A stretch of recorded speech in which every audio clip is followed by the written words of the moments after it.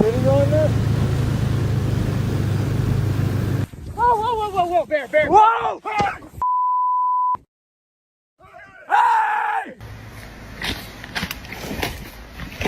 Oh, did you hear? Yeah. I'm saying goodbye to them. Oh my god, it's screaming.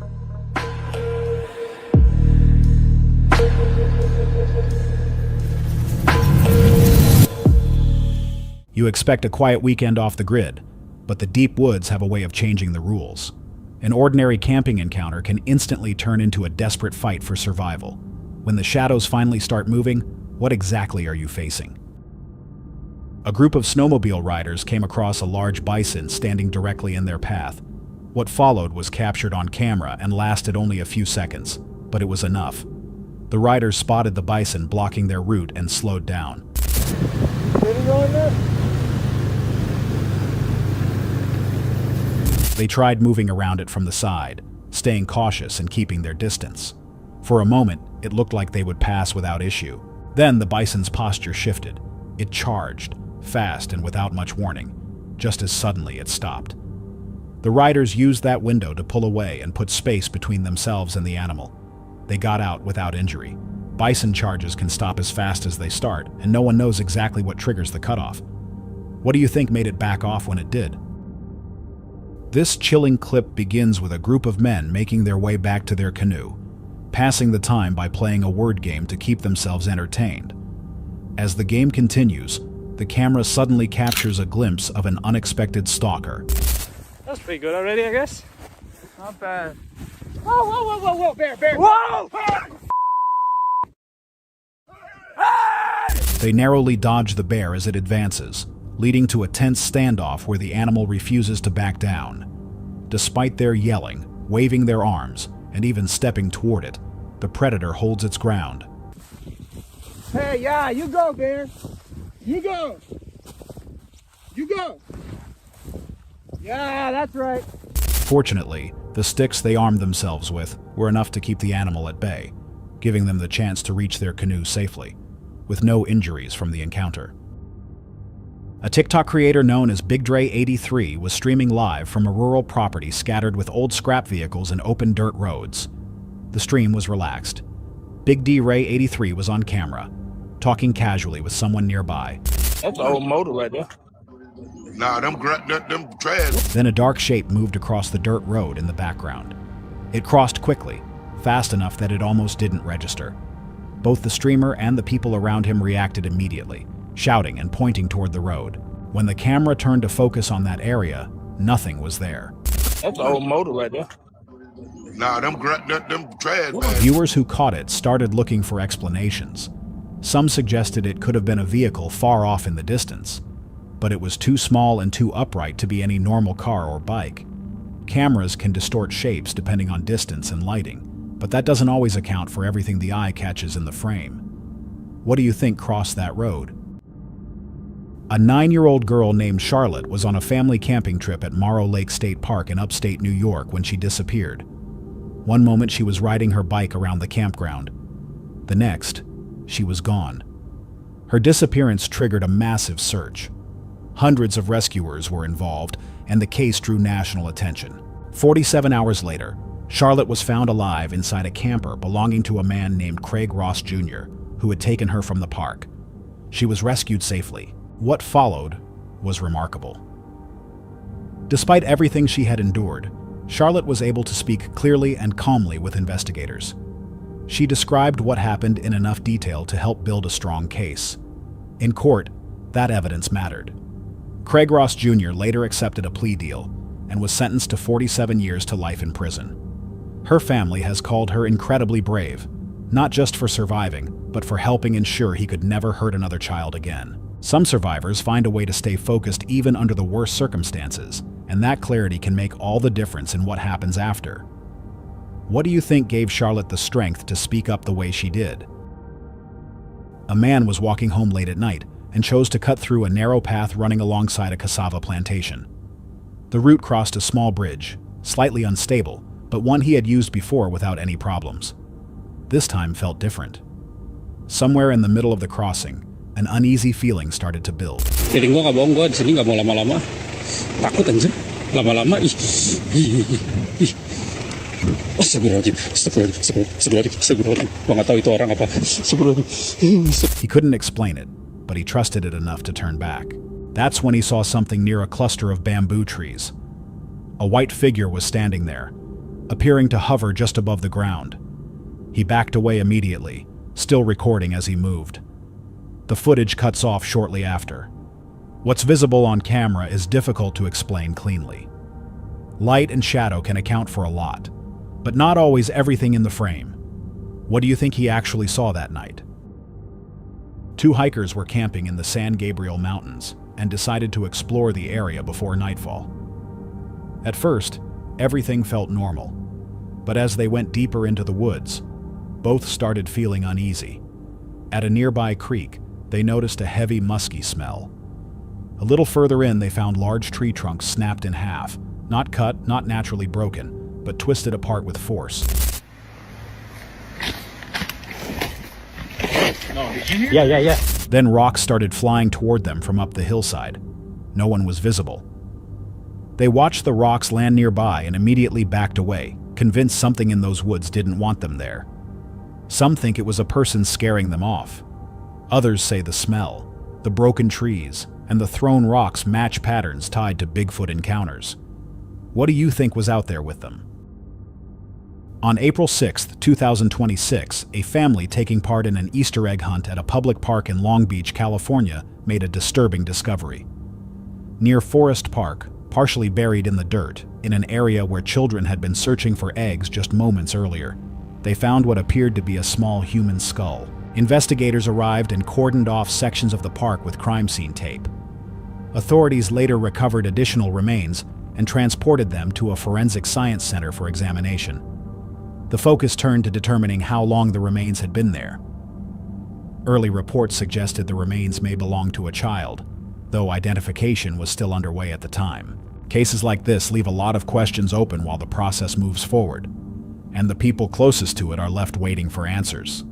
Hopefully, those answers come soon.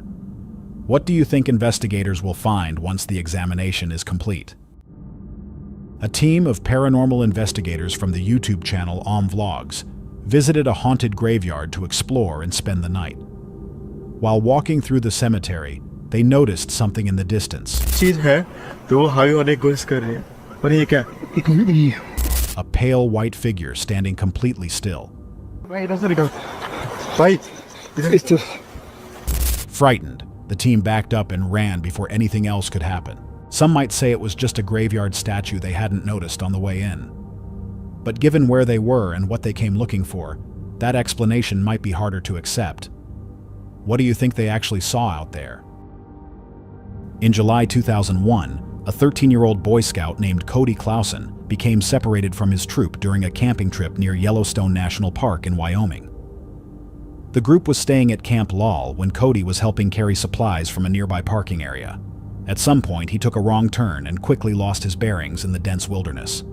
The further he walked trying to find his way back, the more lost he became. By the time anyone realized he was missing, a large search operation was already being organized. Rescue teams, volunteers, and aircraft began covering the rugged terrain.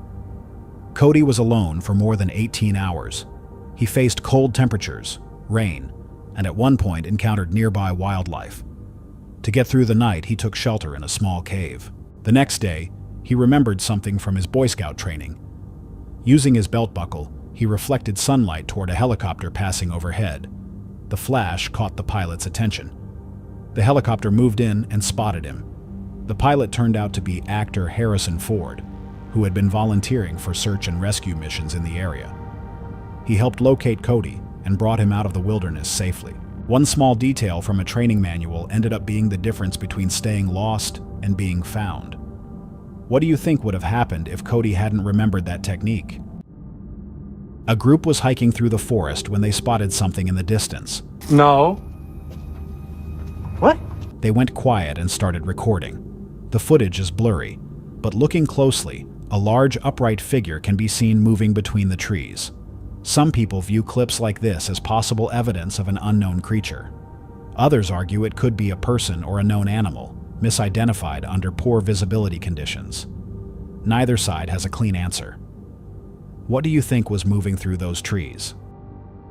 Someone was reviewing footage from a wildlife camera placed deep in a forest when something unusual appeared in the recording. At first, it looked like movement in the bushes, possibly an animal. But as the figure got closer to the camera, its shape became clearer. It looked like an old man. The person posted the footage to local groups. No one recognized him. Who was out there in the middle of the forest and why? Those questions still don't have answers. What do you think that figure actually was? A group of urban explorers came across a hidden cave deep in the woods. Curious and uneasy, they decided to go in. Inside, they found a tunnel system that appeared to stretch for miles. Scattered throughout were pieces of children's clothing. No one in the group had an explanation for how they got there. They pushed deeper into the tunnels. The further they went, the more disoriented they became. A feeling of being watched started to set in, though they couldn't identify a source. What they didn't know at the time was that something had already been captured on camera. In the footage, a figure can be seen standing in the darkness watching them, completely unnoticed while they were down there. The explorers made it out safely, but the questions didn't leave with them. Tunnels like that don't usually stay hidden without a reason, and clothing in that kind of place points to something that's hard to dismiss. What do you think was really down there watching them? A camper in the Appalachian Mountains posted footage from an evening at his campsite.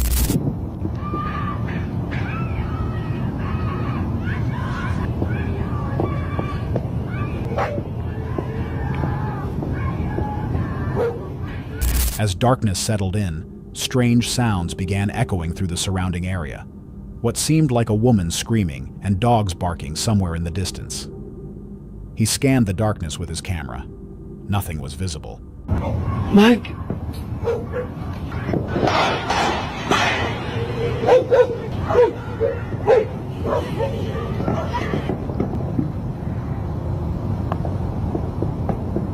The Appalachians have a well-known history of unexplained reports. But mountain lions and coyotes are both capable of producing calls that closely resemble human screaming. Whether that applies here is harder to say. What do you think was making those sounds out in the dark? According to a Reddit user, their roommate heard loud, clear crying sounds while staying at a friend's place in the middle of the woods. It happened twice, at the same time of night, with no obvious source nearby.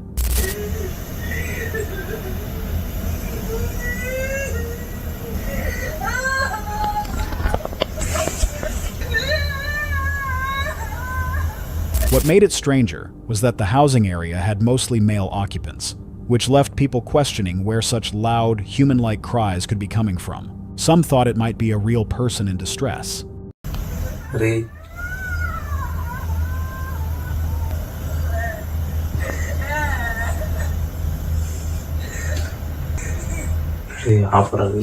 Others suggested a prank, or audio playing from a speaker somewhere nearby.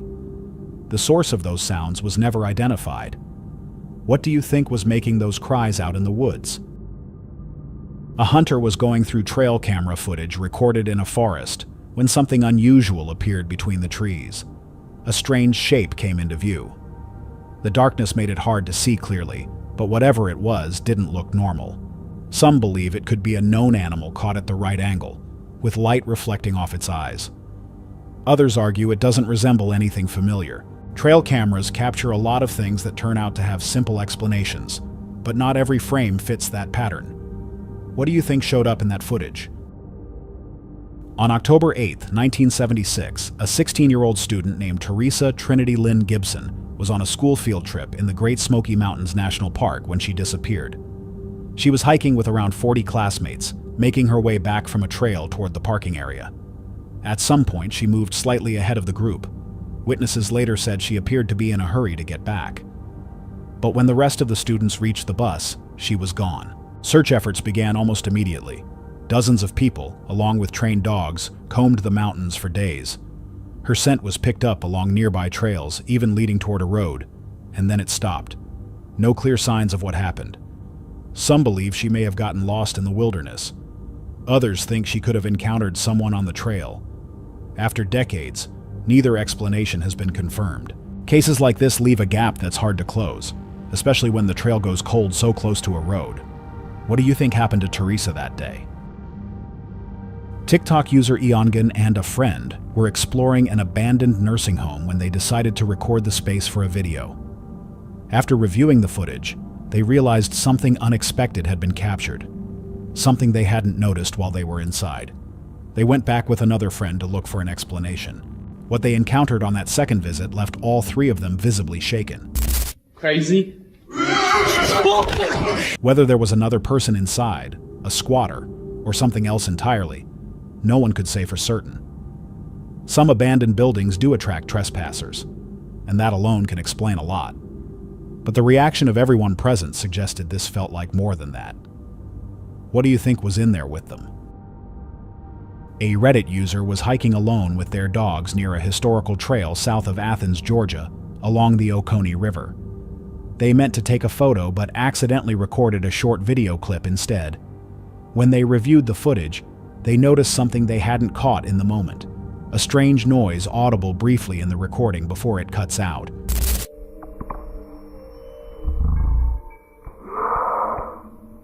The source was never identified, and the user was left unsettled by what they had unknowingly captured. Sounds that register on a microphone but go unnoticed in person don't always have a clear explanation.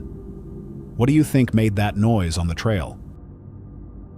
Reddit user Cheap Category 4357 was exploring a remote, hard-to-reach area in the Uinta Mountains. He regularly seeks out unusual locations he finds on maps, and this one was particularly isolated, about a 15-minute drive from any main road, followed by a 5 to 10-minute hike past a closed gate. While moving off-trail, he came across something that didn't have an easy explanation. Under a tree was a scattered collection of around 20 school backpacks, along with clothing, jackets, socks, and underwear. Bottles of aspirin and other unidentified pills were on the ground. In nearby areas, there were signs that items had been burned. Everything was spread across the area as if it had been deliberately left behind rather than simply lost. The backpacks were mostly empty, containing only some papers and small debris. The location was too far from any stores to reach on foot and nearly impossible to access by car without serious off-road capability. It didn't match any typical campsite. After sharing the discovery, the user contacted authorities and was told the area is known as a crossing route for migrants. Others noted that the labeled medication, a variety of aspirin commonly found in Mexican packaging, could point to a connection with people passing through. Scenes like this tend to raise more questions than they answer, especially when the location itself makes ordinary explanations difficult to fit. What do you think was really going on out there? A man was hiking deeper into a forest when something ahead stopped him in his tracks. He spotted a strange figure with an oddly shaped head, looking downward as if focused on something on the ground. Then it straightened up. Its full height became visible, a tall, hunched body that didn't resemble any known animal. The man stayed completely still. After a few seconds, the figure looked away and kept moving. Whether it hadn't noticed him, or simply chose to ignore him, wasn't clear. Tall, hunched figures seen briefly in dense forest are hard to identify under any conditions, but this one's shape stood out enough to make the man stop and not continue. What do you think he was looking at out there? Late one night, a group of friends drove through a heavily wooded area with no real destination. They were just passing through. That changed when something stepped out from between the trees. Tira sua frente aí, Júlio! Oi! Luan! Luan! The figure appeared directly in their path. It was large, covered in thick, matted, dark fur, and stood in a way that matched nothing they could identify. Something about the whole thing felt completely off. The driver reversed and left fast. Luan, lá! Vaza, irmão, vaza! Mano, é lá aquilo lá, tio! Calma! Passa em cima desse trem, irmão! Nobody stayed to look closer. Some suggested a bear with mange. Patchy fur can make an animal almost unrecognizable. But the man filming disagreed. He believed what stepped out of those trees was something else entirely. Not everyone who watched the footage was convinced by the bear theory. What do you think it was? A group of Boy Scouts were camping in the woods when strange noises began echoing from a nearby field late at night. At first, they assumed it was just an animal moving around. Then they picked up a camera. They started scanning the area to see what was out there. That's when they found it. Two bright, reflective eyes staring back at them from the dark. Something was crouched low in the tall grass, completely still, watching. Reflective eyes in the dark could point to any number of animals, but the way it held its position and kept watching is harder to explain. What do you think was crouched in that field? On a hiking trip in western Wyoming, a 13-year-old named Garrett Hunter became separated from his group while moving through a remote mountain area. The group was on a multi-day 50-mile hike in the Wind River Range near Pinedale, rugged and unforgiving terrain. Garrett was last seen around mid-morning as the group continued along the trail. When he didn't return, a large search operation was launched. Dozens of rescuers, volunteers, and K-9 teams spread across the mountainous terrain. Conditions were difficult. Concern grew with every passing hour. Garrett had some basic supplies, a sleeping bag, food, and a water filter. He was alone in the wilderness for nearly 2 days. Then, early Monday morning, searchers found him alive and in remarkably good condition. He stayed with rescuers until it was safe to bring him out. Even afterward, how he became separated in the first place was never fully explained. He had basic supplies and the right mindset to stay put. Both likely played a role in how this ended. But how does a boy simply vanish from a group mid-trail without anyone noticing? A field researcher known as Walla Walla Bigfoot on Reddit shared a witness video recorded in August 2024 near Jubilee Lake in the Blue Mountains of Oregon. The person who recorded the video described hearing unusual sounds coming from that location. They also noted that multiple other people had reported similar experiences in the same general area around that time.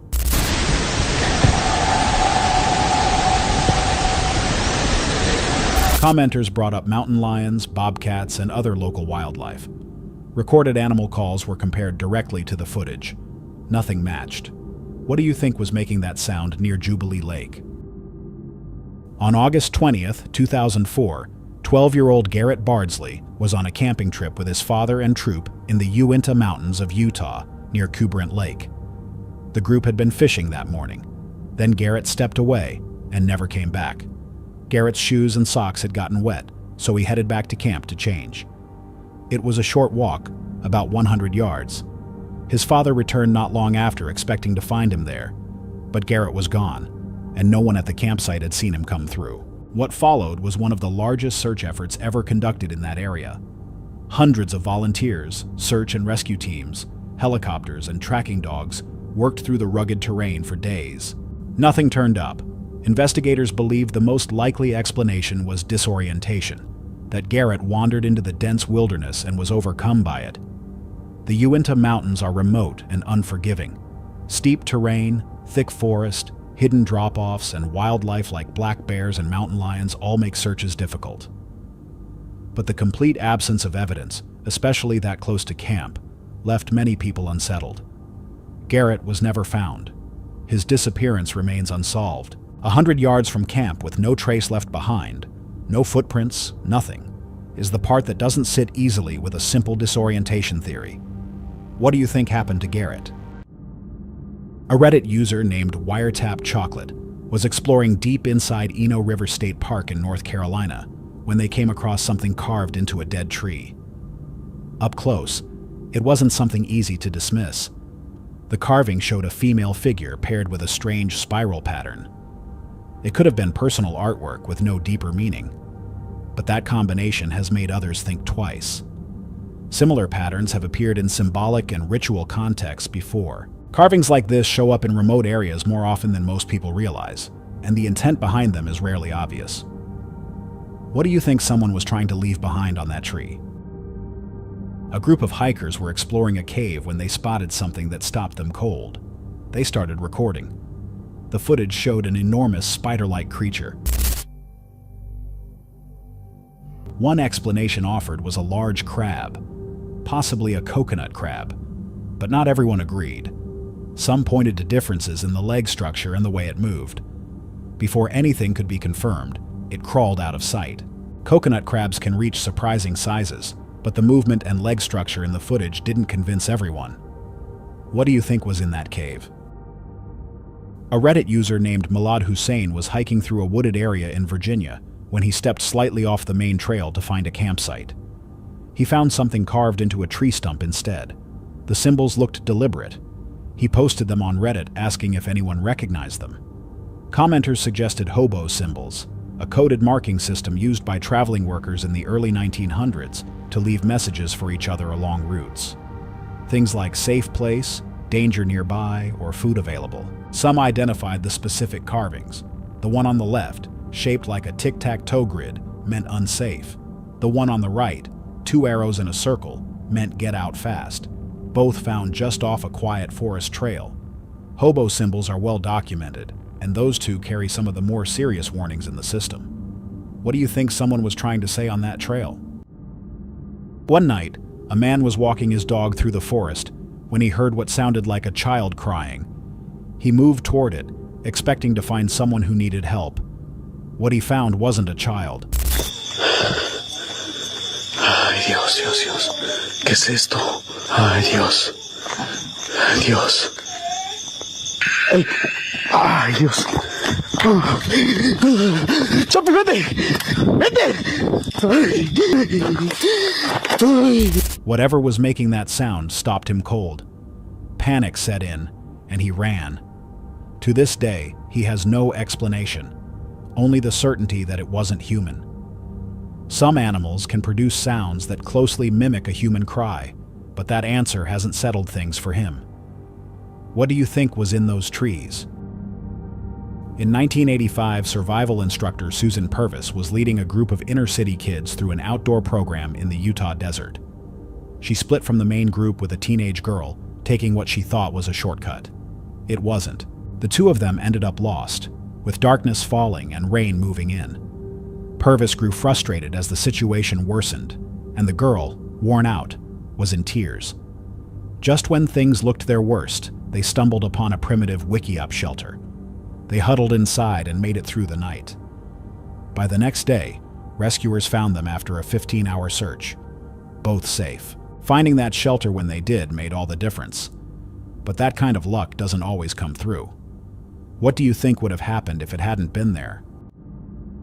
A camper was setting up camp when something caught their attention hovering just above the tree line. They watched it.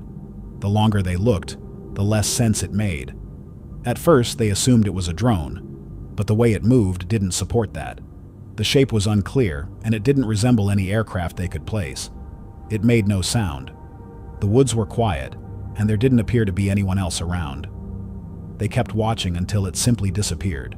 The camper posted the footage to Facebook, but no one who saw it had answers. No identification, no explanation. Silent, unrecognizable, and gone without warning. Drones and known aircraft usually leave more to work with than this. What do you think was hovering above those trees? A young couple was on holiday in New Zealand's Bay of Plenty when the weather turned deadly.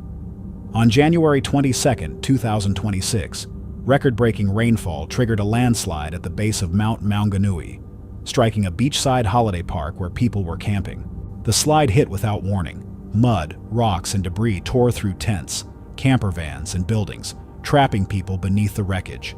Emergency crews rushed in, firefighters, police, sniffer dogs, and specialist teams, working through the unstable ground in the early hours. There were reports of voices coming from beneath the rubble. People were calling out. But conditions were extremely dangerous, and rescuers were forced to pull back at times due to the risk of further collapses. Authorities struggled to determine how many people were even missing. Some campers had already left the area without being accounted for. At one stage, at least 6 people were feared missing, including a child. In a separate nearby landslide, 2 people were confirmed dead after a home was destroyed. With shifting ground and limited access, some areas remained completely unreachable. Voices under the rubble, unstable ground, and no clear count of who was still missing. Every hour made the search harder. How many people do you think were still trapped beneath that slide? 3 girls were posing for a photo, smiling at the camera. The moment seemed completely ordinary. It wasn't until later that someone noticed something in the background. Behind them, barely visible at first, was a faint face, one that didn't belong to anyone in their group. Some believe it could be a trick of light or shadow. Others aren't so sure, pointing to the history of the location and wondering if what appeared in that photo could be connected to someone who once lost their life there. No one has been able to say for certain. The human eye is wired to find faces in random patterns, and light can do strange things in photos.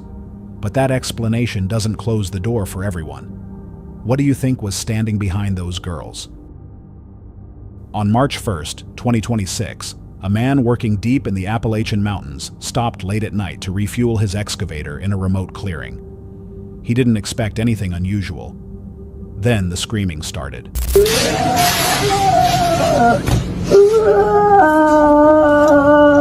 The sound came from the trees, sudden and sharp. Before he could process it, it came again, louder and closer. He threw the gas can toward the darkness, rushed back into the excavator, and slammed the door shut. The recording ended shortly after. Whatever made that sound was never seen. Animals like foxes and mountain lions can produce startling screams, but the way it closed in fast is harder to explain away. What do you think was in that clearing? A trail camera owner returned to the woods to collect his device after leaving it overnight. The footage looked ordinary until he went through it frame by frame. In the first frame, a faint pale shape appeared at the edge of the image. In the next, it had moved further into view, and something about it was wrong.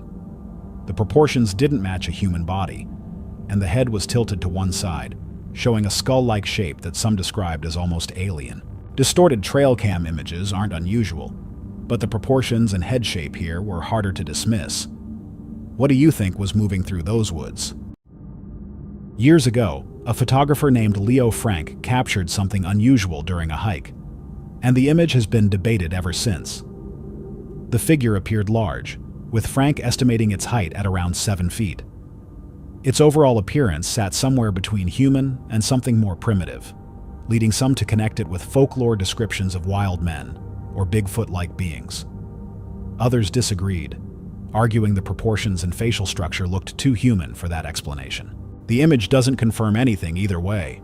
A 7-foot figure with near-human features is exactly the kind of detail that keeps these discussions going. What do you think Leo Frank saw on that trail? A group was taking photos along the dark hedges near Armoy, Ireland, when something unexpected showed up in one of the shots, a faint figure visible along the path. Local legends describe a gray lady believed to be the spirit of a maid from a nearby estate who died under mysterious circumstances centuries ago. When photographer Kevin McCauley later reviewed the image, he found no clear signs of digital manipulation. That left two possibilities: a trick of light through the trees, or something that matched the legend exactly. Light and shadow can produce convincing shapes, but a clean image with no signs of editing is harder to dismiss. What do you think appeared on that path? Two tourists were preparing to climb Mount Everest when they received a warning that had nothing to do with weather or altitude. According to Nepali authorities, some climbers had allegedly been made ill during expeditions using food or medication, triggering symptoms serious enough to justify emergency evacuations. Once airlifted, they were billed through travel insurance at heavily inflated rates, with profits allegedly split among guides, pilots, and medical facilities. Between 2022 and 2025, thousands of tourists were reportedly treated at hospitals tied to these cases. Some climbers noted helicopters prioritizing those who could pay over those in critical condition. Arrests had been made, a rescue system being used as a financial scheme, and running for years before action was taken. How do you think it was allowed to go on for so long? A Reddit user was heading home from work when they filmed something unsettling. A mouse running in tight, frantic circles on the ground. The animal appeared completely disoriented, repeating the same loop for several minutes without stopping. The user suggested it could be a neurological issue or the result of poisoning, but watching it play out in real time was disturbing regardless of the cause. Some things have a straightforward explanation that still doesn't make them easier to watch. What do you think was wrong with that mouse? A group of scouts were inside a vehicle in a safari park when a massive tiger approached the back of their car. It's trying to bite it out. Oh my god, it's screaming! Without warning, it grabbed onto the rear bumper with its jaws and began pulling, trying to tear it away. The video ended shortly after, leaving the outcome unknown. What would make a tiger focus that intensely on a vehicle? And what do you think happened after the footage cut out? A hiker captured footage of the Malayan horned frog, found across Southeast Asia in Malaysia, Thailand, Indonesia, and Singapore. The animal has horn-like projections above its eyes, but its most remarkable trait is its camouflage. On a forest floor covered in dead leaves, its skin blends in so completely it becomes nearly invisible. It waits without moving until insects, smaller frogs, or even small mammals come close enough to strike. An animal that can sit right in front of you and never be detected is unsettling in its own way. What do you find more fascinating, the way it looks, or the fact that you could walk past one without ever knowing it was there? On February 8, 1970, a 16-year-old Boy Scout named Jeffrey Haig was hiking with his group in the Great Smoky Mountains National Park, making their way toward the newfound Gap parking area. He told the others to go ahead while he stopped to rest. It was the last time anyone saw him. When the group reached their destination, Jeffrey never arrived. Search efforts began quickly, with hundreds of rescuers, including trained teams and military personnel, combing the rugged terrain. Days later, searchers made a strange discovery. His belongings, pack and supplies, had been neatly placed on a rock in a shallow mountain stream. Not long after, his body was found less than half a mile away. Investigators determined Jeffrey had left the main trail and traveled downhill, likely trying to find his way out. He had moved through difficult terrain, possibly becoming disoriented, before succumbing to exposure in freezing conditions. Evidence suggested he had even attempted to climb back toward the trail, but never made it. The neatly placed belongings never had a clean explanation, even with an official ruling. What do you think happened to Jeffrey after he told his group to go ahead? That's all for tonight's video. Which encounter gave you chills? Let us know in the comments below. Got your own experience? We want to hear it. And whatever you do, don't miss what's coming next. Yeah, we're good. Thank you, man. She's just taking stuff off her shoes really quick. I don't know why he's wearing a hoodie. That's weird. Bro, no! No! Bro, what the hell? Oh, frick!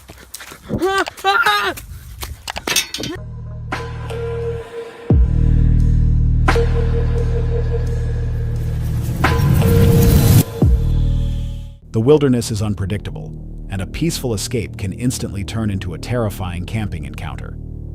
From a silent stalker tracking your exact route, to deadly wire traps hidden at neck height in the trees. If you stumbled into the unthinkable, would you make it out alive? On July 28, 2019, a YouTuber named Lil Goofy and a friend set out on a hiking trail in a remote outdoor area. Lil Goofy runs a channel focused on outdoor adventures, hiking, exploring, and documenting unusual experiences in isolated locations. That day started like any other trip. It didn't stay that way. The trail they chose was one Lil Goofy had visited before. He knew it well enough to feel comfortable there. I really like this trail though, because up there's like a bunch of caves, bro. It's a bunch of cool places. How much longer do we got? Probably another 30 minutes. Alright, stop. I know we're almost there. We're getting sun down, but look at those views. And the way you make it sound, I'm pretty sure Yeah. I know it's a little hard to, but if you want, we can rest a little bit right here. You got, yeah, like another 20-30 minutes. And we'll head up in a bit, let you catch our breath. Well, look, do you see that? People know about it, I guess. I know, I usually... The area was quiet and largely empty, which was part of the appeal. They were heading toward a cluster of caves located further up the trail, a destination that required about 30 more minutes of walking from where they stopped to rest. They paused to catch their breath. The surroundings were calm. Nothing about the moment suggested anything was wrong. Waving weird, I guess. Hi. Where has hands behind his back? Is that a knife, bro? Just get out of here, man. Let's just go. What the hell, bro? Is this really happening, bro? Which way do we go? Let's go. Bro, where's your phone at? Where's your phone? Why don't we just call the police? I left one in the car too. Bro, what the heck? Is he following us though? Yo, he's right there, bro. I said we go. What the heck, man? I don't know what's going on, but there's like some crazy guy up here. And there's literally nobody around us. Let's go hide right here. Just go up here. He might know the trail more than we do. So we're just gonna have to hide for now. Let's go. Bro, what's going on? Then they saw him. A man appeared on the trail ahead. He was alone. Lil Goofy noted that in all his previous visits to this trail, He had never encountered another person there. The man's presence was already unusual, but it was the way he was standing that made it alarming. The man kept one hand held behind his back.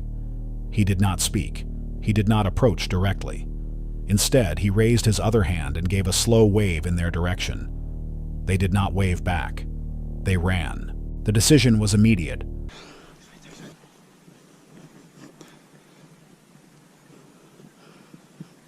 Minutes. Let's go. Oh my God, guys. Oh my God. Let's go. Let's go. Bro, what's going on? Both of them left the trail and pushed into the tall grass growing alongside it. They pressed down and stayed still, watching through the cover as the man moved past them. He was moving fast, not walking but running, heading down the same path they had just come from. They stayed hidden and waited. When it felt safe, they made their way out and kept moving until they reached their car. Neither of them had a phone on the trail. There was no way to call for help while it was happening. They got out without being followed further and without any physical contact. Most people hiking remote trails don't conceal their hands or run toward strangers who've just fled from them. Something about this man's behavior didn't fit any normal explanation. What do you think he was actually doing out there? On September 1st, 2024, a YouTuber who goes by Bear set out alone for an overnight camp deep in the Appalachian Mountains. His channel focuses on urban exploration, outdoor adventures, and unsettling encounters in remote locations. The valley he chose that night was enclosed by cliffs and a dry creek bed, an area already known for strange activity. He had no idea what the next few hours would bring. Bear set up camp by himself. The location was isolated. No one else was around. He settled in for the night, expecting the usual sounds of the woods. It started small. Noises came from the tree line, the kind that could be explained away as wildlife. He noted them but stayed calm. He had camped alone before. He knew how forests sounded at night. But the sounds kept coming. Branches snapped at a distance, then closer. Leaves rustled in ways that didn't match the wind. Shadows shifted at the edge of his vision. Man, there's just a lot of noises out here. Could be a lot of wildlife. As long as that big thing don't show up, man, that was freaking... And it would... You gotta see the video. It sort of has me paranoid now. I just heard another noise over there. I hope you guys are hearing this. I keep wanting to lay down, but I'm hearing so much crap. Alright, so this is what I'm gonna do. I'm gonna lay down and pray to Jesus. Yeah. So I got my prayers in.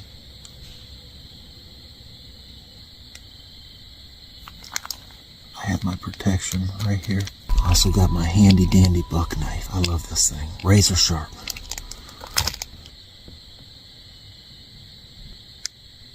This might be one of the craziest campouts I've done. There's stuff moving all around me. And I'm in like this plastic bag where I can't see nothing.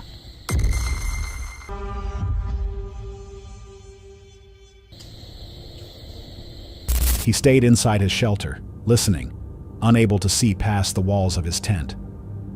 The feeling that something was nearby didn't go away. It grew. He tried to rest. The noises wouldn't let him. They kept coming from different directions, never fading, never moving off. He gripped his knife and stayed awake. Then the sounds changed. That's ridiculous. What is that?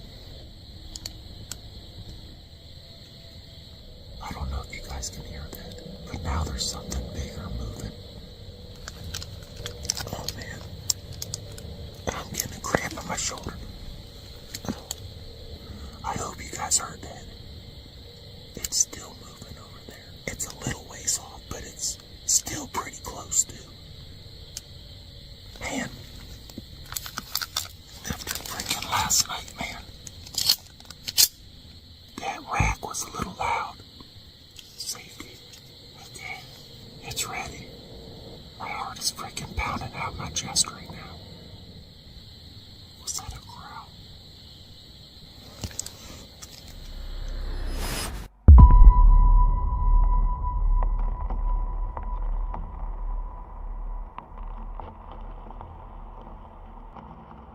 Sound like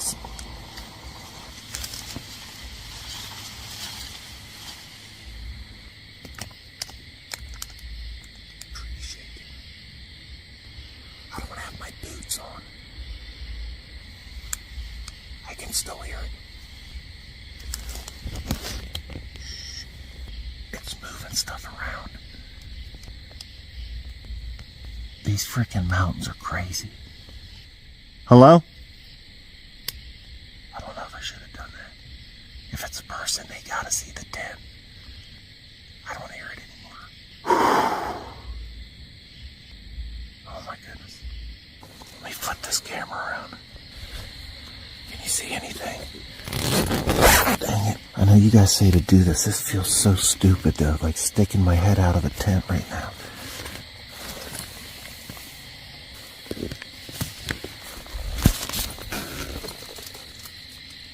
Did something just fall right there? I gotta get my boots on. I gotta get my boots on. Man, that's so loud. Let's do it. Band-aid, got the Band-Aid. Crap, my light. Crap, what happened to the light? What happened? I can't see nothing. I can't see nothing, man. I'm outside the tent and I can't see nothing. What is going on? Why won't this light up anything? Oh my goodness, God, this freaking light is about dead. I can't see nothing. Hello? It was right over here. I just heard something move over there. That's where the sound came. Why can't I see nothing? Hold on. Heavy impacts hit the ground just outside the tent. Whatever was out there was large. The movement was deliberate.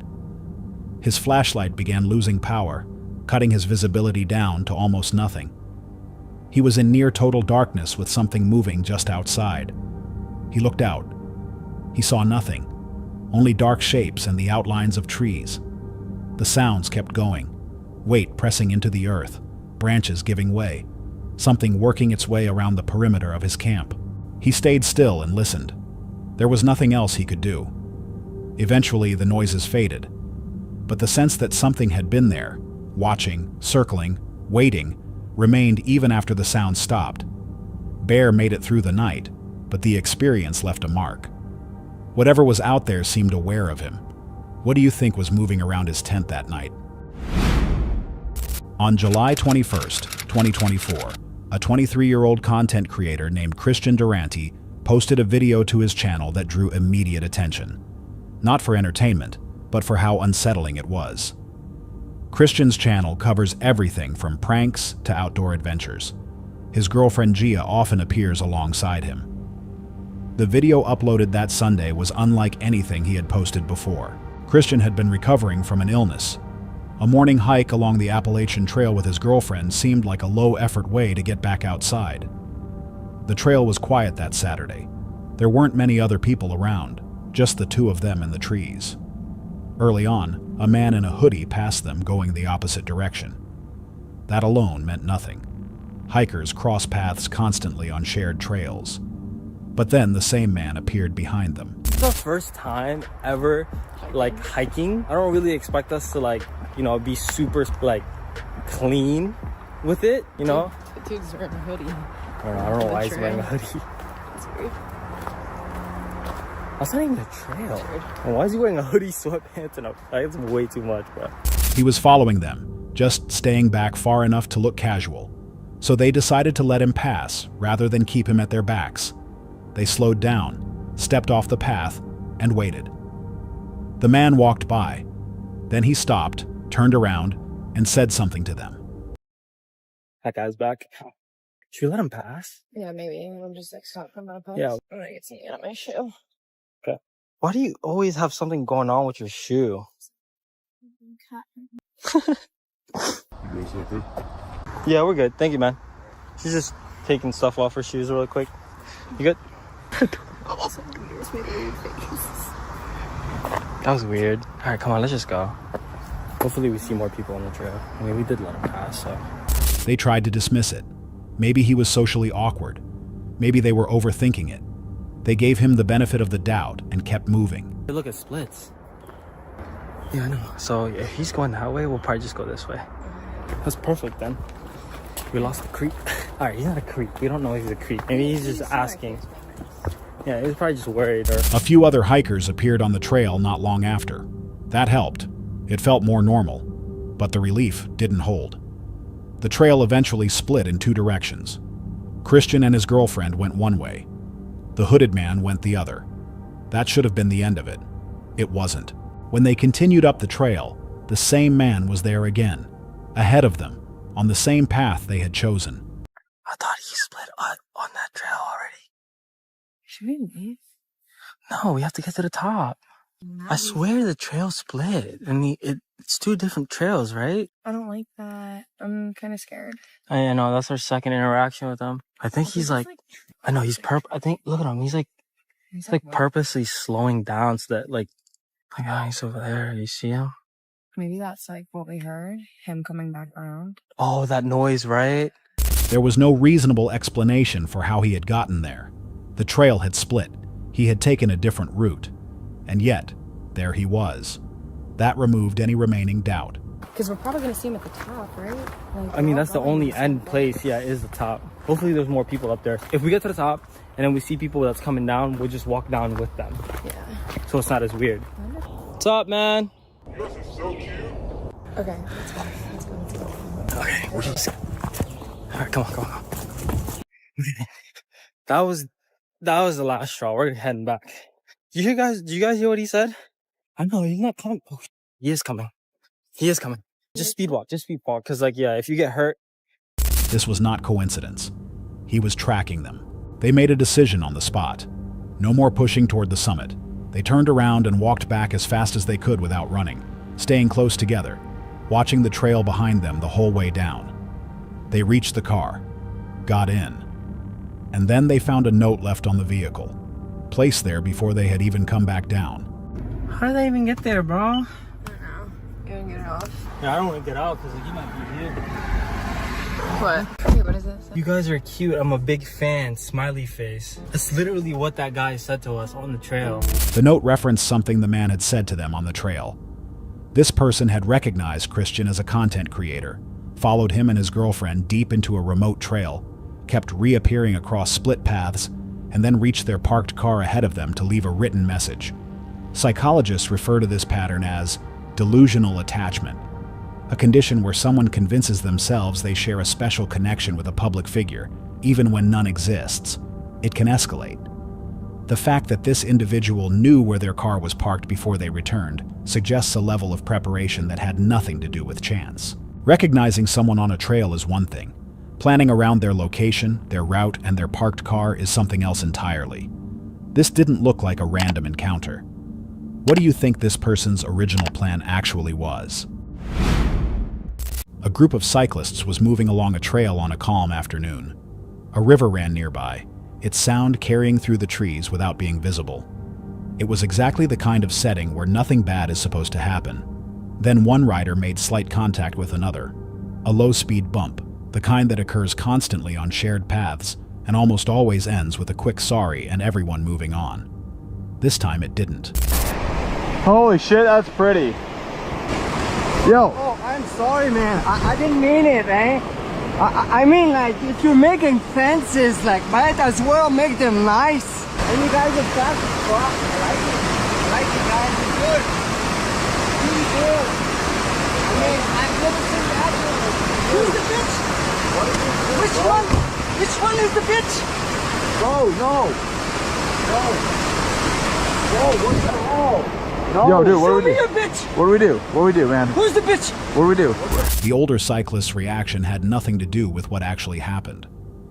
He picked up the other rider's bicycle and threw it into the river, over an accidental bump at low speed. Within seconds, any trace of reasonable behavior was gone. It seemed like it might stop there. It didn't. The older cyclist walked away, then almost immediately turned back around. He had convinced himself he'd been insulted again. He returned more wound up than before, looking for somewhere to put the anger that was still building inside him. Bitch! What? We're not talking. That bike in the river? Hey, you want to try? Dude, get the fuck away from me! We don't want to cause problems. Bitch! No, dude, please. You just please said stop. it again, man! Because you're hitting me, please. Buddy, stop. We don't want to fight. Please. You do it again! You go in the river! Okay, I'm sorry. You I'm sorry. hear me? Yes. We're sorry. Do you We're hear sorry. me? I hear you. There's 2 bikes there. He could be in the river. Okay, we're sorry. I'm an asshole, but I won't do it because you're young as fuck. We're sorry. I'm 48! You want to do it again? No, we're sorry. The rider who had been bumped handled it with a steadiness that's genuinely hard to maintain under that kind of pressure. When calm didn't work, he tried reasoning. He kept his voice even, his hands open, and his defensiveness out of it entirely. We'll just chill, man. Okay? Hey, you know there's a cougar around here. I don't know that cougar. But watch yourself, boys. Okay, we'll be careful. Watch yourself, boys. We'll be careful. You want to punch again? No. You want to kick? I'm really Hey, sorry. you want to go in the river with me? Swim, maybe? You want to swim because biking is boring? I believe. Hey, you did 1 fence, 2 fence. Bitch, you called me. He eventually apologized, not because he was wrong, but because some situations can't be resolved by being right. When someone has moved completely outside of logic, the only path through is to hand them something that feels like a win, even when it isn't. Someone who goes from a minor accidental bump to throwing a bicycle into a river in seconds isn't just having a bad day. That kind of reaction usually points to something deeper. What do you think was really going on with that man? On April 14th, 2022, a channel called Moto Wild, with 373,000 subscribers, uploaded footage that stood out from its usual content. The channel covers wild motorcycle rides, intense road moments, and unfiltered encounters on the move. But this particular video followed a Russian rider exploring a section of forest he had never ridden through before. What he found there was not something anyone would expect on a solo trail ride. The rider was doing what he enjoyed, moving through unfamiliar terrain, scouting the path ahead, filming as he went. The forest was new to him. He had no reason to expect anything unusual. Then he spotted something stretched across the trail. Алло, алло. Kam potečete?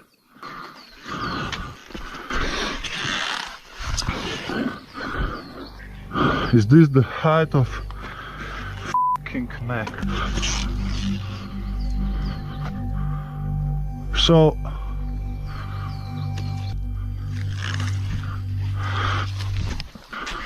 he was literally doing the trap, man.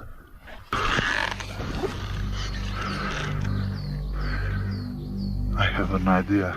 I don't need this. Maybe I should hide it. Let's keep on going.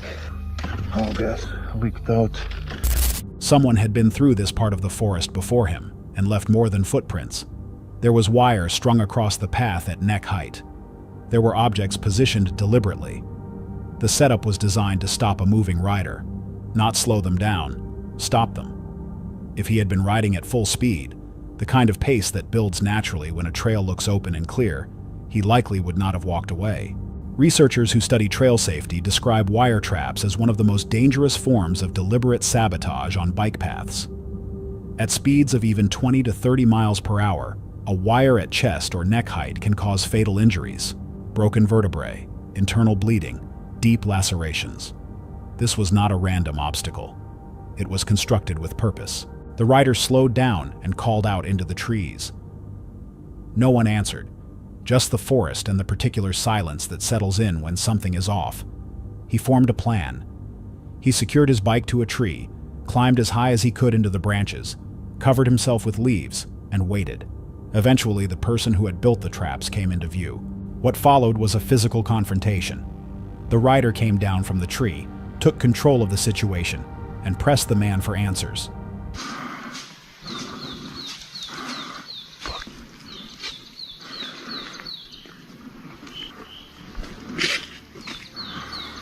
He's looking.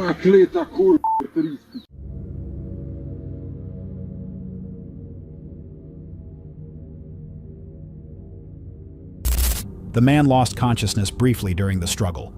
The rider brought him back around and made clear he was not leaving without an explanation. Kaj s tabo?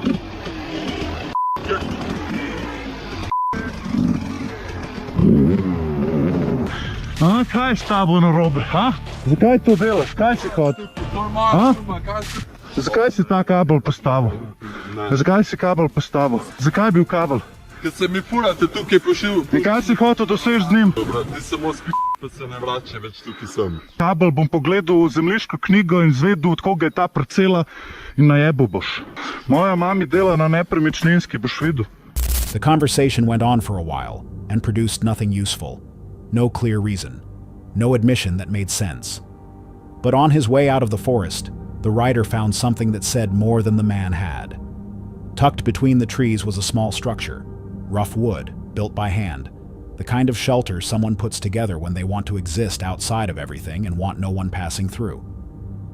The rider stopped. He got off his bike. He took an axe to the door. Then the footage ended. What was inside that structure?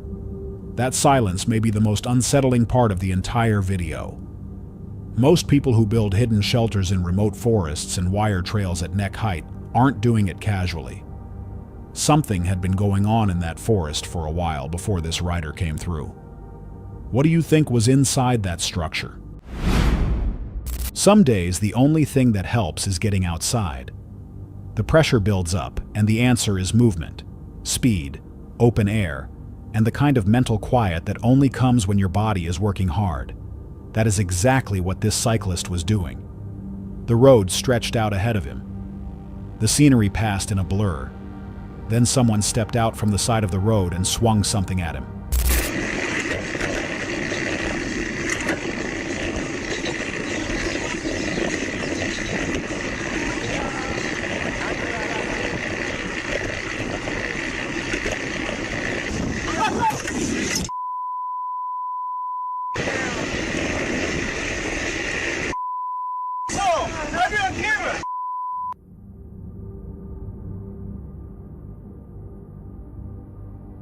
It was a metal pipe, swung hard, swung on purpose. If the cyclist had been even slightly slower to react, the impact would have connected fully. He could have gone down and taken serious damage hitting the ground at that speed. He didn't, but not because he had time to think. He barely had time to move. What made this harder to process was that nothing about it fit a recognizable pattern. Nothing was taken. There was no prior dispute, no road rage, no history between them. This was a stranger who had never met the cyclist, waiting on the side of a road and attacking him without any apparent reason.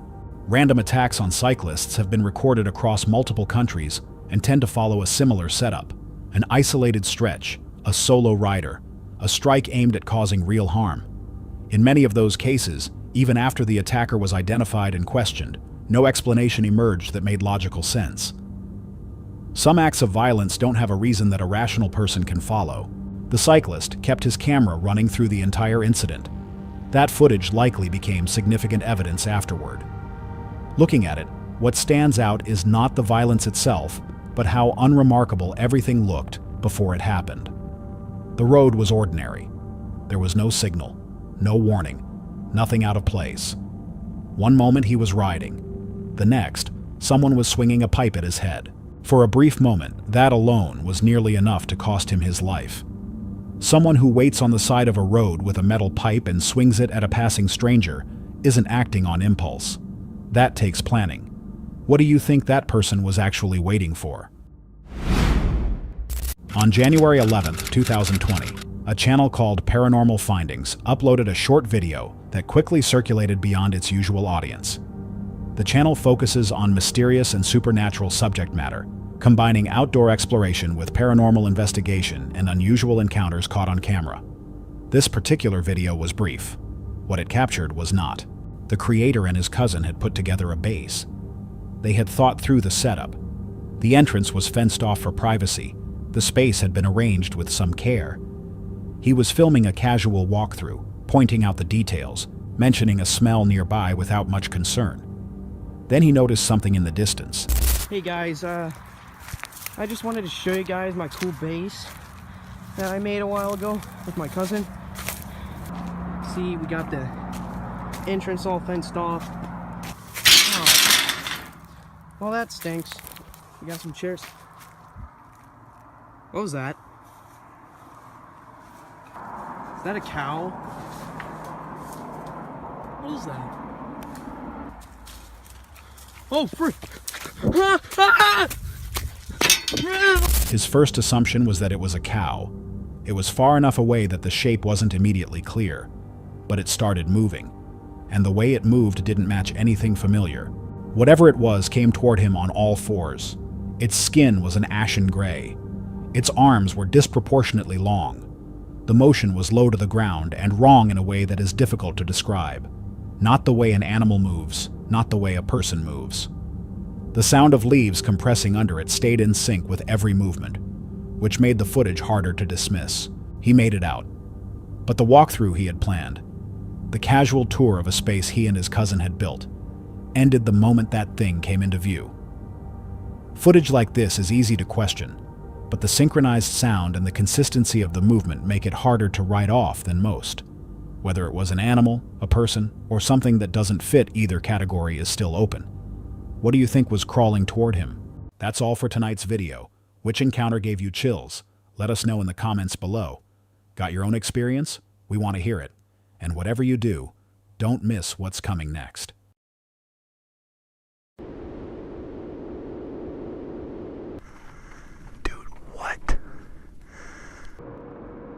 I don't know, 4, 5, 6 feet What to is the. that? That looks like Keep a, wing.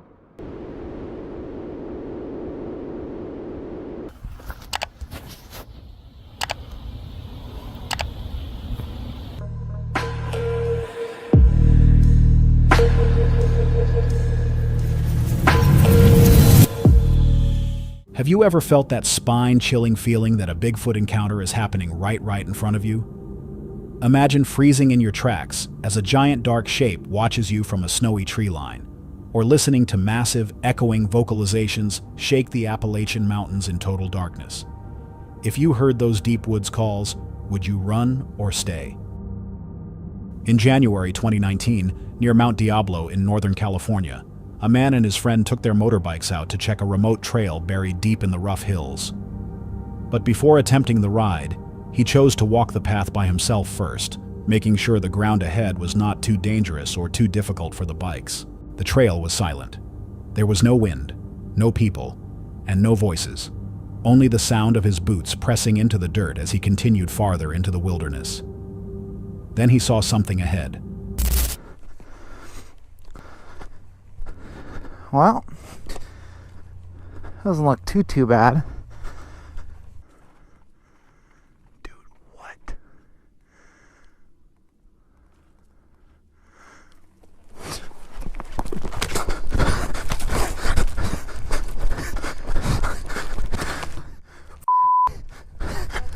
Partly hidden in the distance stood a large, dark figure.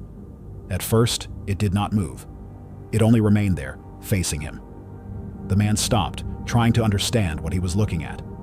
The figure seemed tall, wide, and strangely motionless against the hills. For several tense seconds, neither one moved.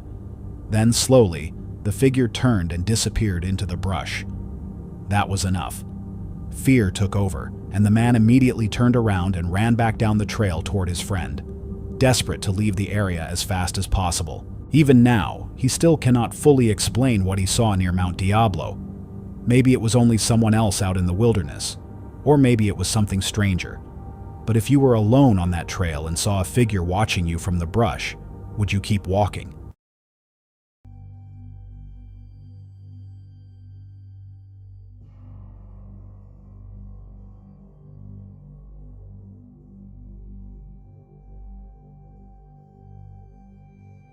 This footage was recorded in St. Elmo, Illinois in 2012.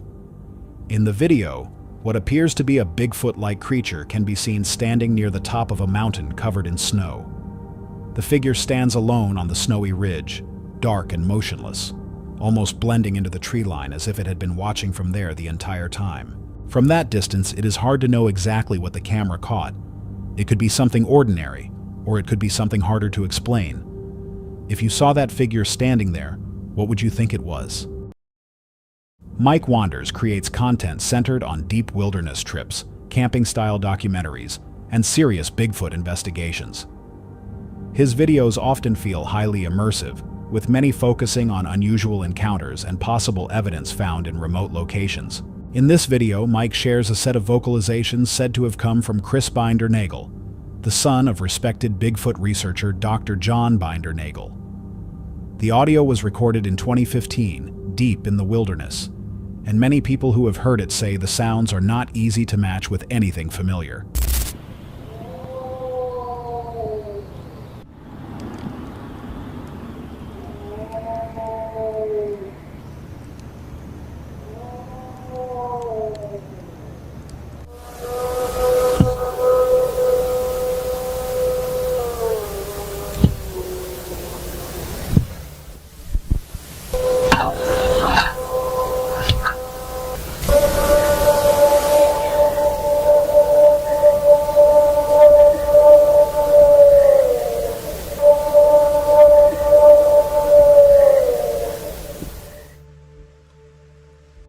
Whatever made them, the recordings leave enough doubt to make listeners pause.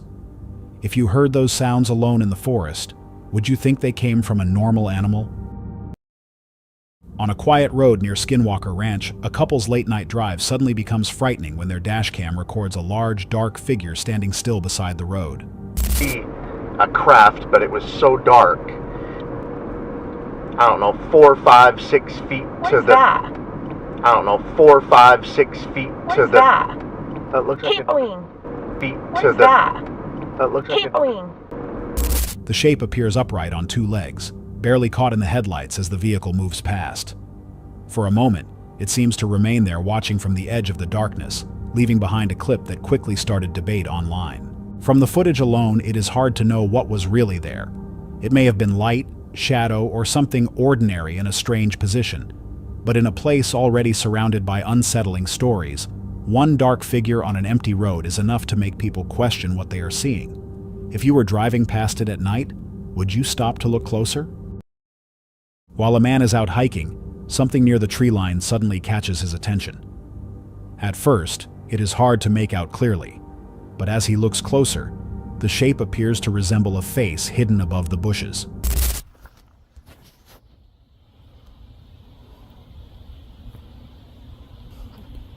Seriously? Hi, my friend. Holy shit. He's standing above the bushes. He, she, whatever. Look how tall that is. Yo, it's white. It looks like its like eyes are like a hologram. You see how dark its eyes are? He stuck out like a sore thumb. From the distance, it is unclear whether the man is seeing a person, an animal, or something else entirely. The footage leaves the moment open to interpretation. It could be a trick of light, a strange angle, or something ordinary blending into the trees. But when a face-like shape appears where nothing should be standing, it is enough to make anyone stop and look twice. What do you think he actually saw in the tree line? This photo was reportedly taken by a man who said he saw something frightening on his own property during winter. Snow covered the ground, and the light was beginning to fade as dusk settled over the area. Near the center of the image, beside a large bare tree, a dark figure can be seen standing in the open. According to the report, the witness first noticed it moving slowly near the edge of the property close to a shed. Then it appeared to stop for a brief moment.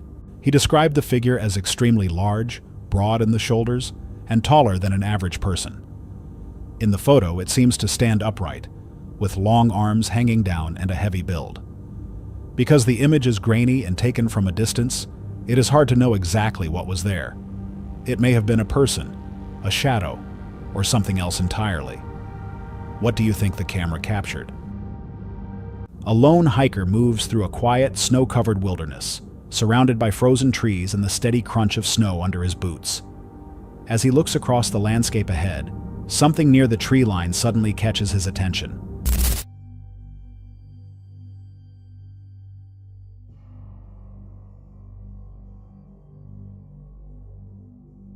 Partly hidden among the trees is a large, dark figure standing in the distance.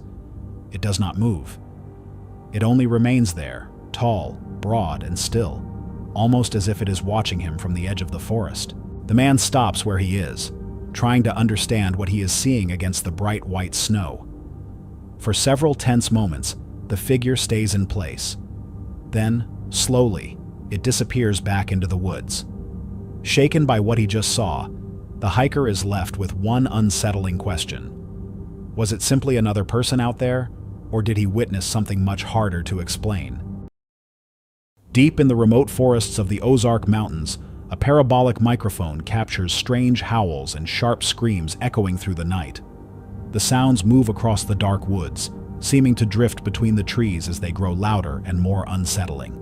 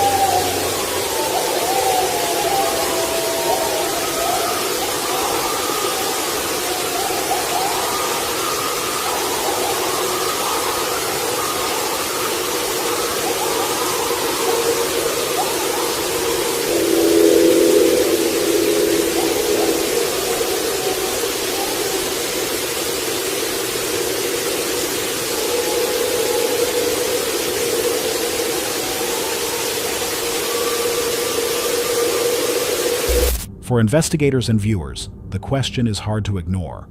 What could create noises that strong in the wilderness of southwest Missouri? From audio alone, it is difficult to know.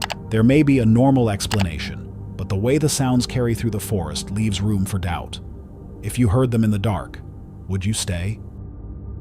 Late one night, a man hears strange sounds coming from deep in the woods behind his home. With a flashlight and camera in hand, he walks into the darkness to see what is out there. As he moves closer, the forest around him becomes quiet. Then, without warning, a sharp, terrifying scream cuts through the night from somewhere in the distance.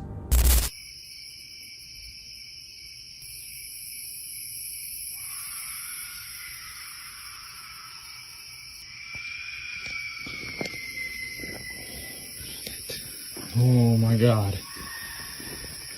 Nope. The sound is enough to make him stop immediately. It may have been an animal, or it may have been something harder to explain. If you heard that scream behind your house, would you keep walking? In this next clip, footage shared by the Half-Inch Wrench crew shows eerie CCTV video and audio reportedly recorded near a property in southeast Missouri. While the night stays quiet, strange chatter can be heard coming from the nearby woods.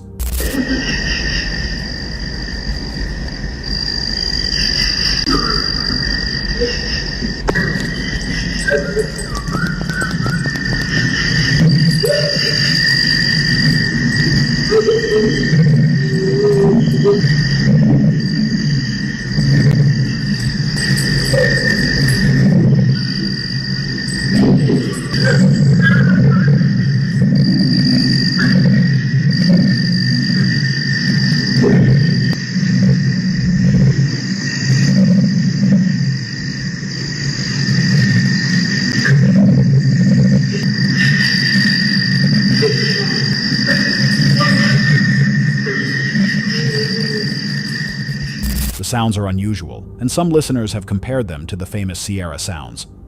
Along with the chatter, faint whoops seem to carry through the darkness from deeper inside the tree line. From the recording alone, it is difficult to know what was really out there. It could have been something ordinary, or it could have been a sound that does not fit so easily. What do you think was making those noises in the woods that night? Deep in the Appalachian Mountains of Virginia, a woman records the quiet wilderness at night when she captures a series of huge, echoing vocalizations unlike anything she has heard before.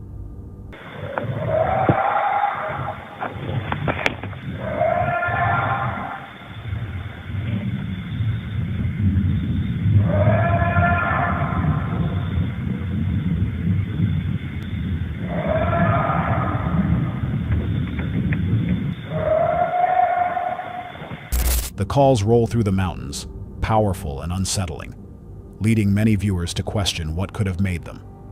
Some believe the sounds may be connected to the legend of Bigfoot. Whatever the source was, it stayed hidden somewhere in the darkness, possibly much closer than she first understood. If you heard those calls at night, what would you do? Deep in the woods of Ohio, near Salt Fork State Park, a camera records something unusual moving along the tree line in daylight. The clip posted by the YouTube channel We Do It Outdoors appears to show a large dark shape passing between the trees before disappearing into the forest. Some viewers believe it may be the Ohio grassman, a local version of Bigfoot tied to legends from the region. But the most disturbing part happens after nightfall. As the forest grows quiet, a dark figure seems to move just outside the flashlight's reach. Moments later, strange sounds begin echoing through the woods, low growls, sharp cries, and distant calls that seem to come from more than one direction.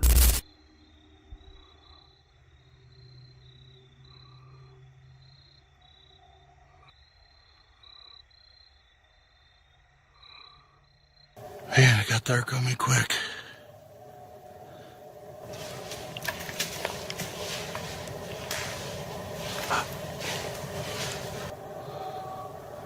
What is that? Looks like eye shine.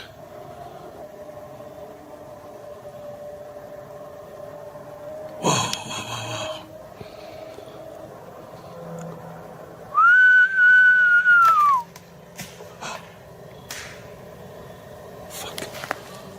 Whistling was a bad idea. Walk down there.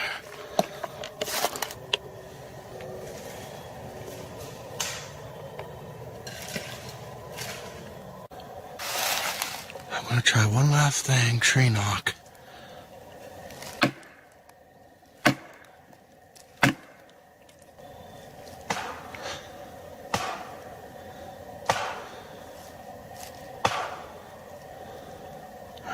Where are you at?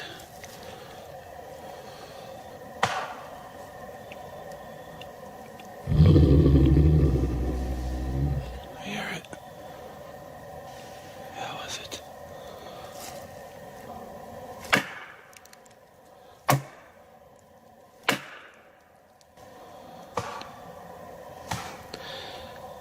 Jesus, it sounds like it's right in front of me.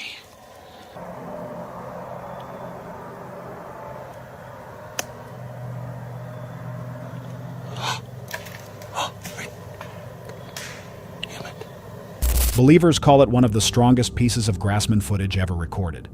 Skeptics argue it could be a person in the woods with edited audio. But whatever was moving out there, it stayed close enough to be seen yet far enough to remain unclear. And that is what makes the footage difficult to ignore.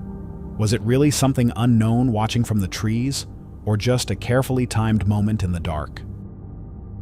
In this final clip, we look at one of the most heavily debated pieces of alleged Bigfoot evidence ever found: the Skookum cast.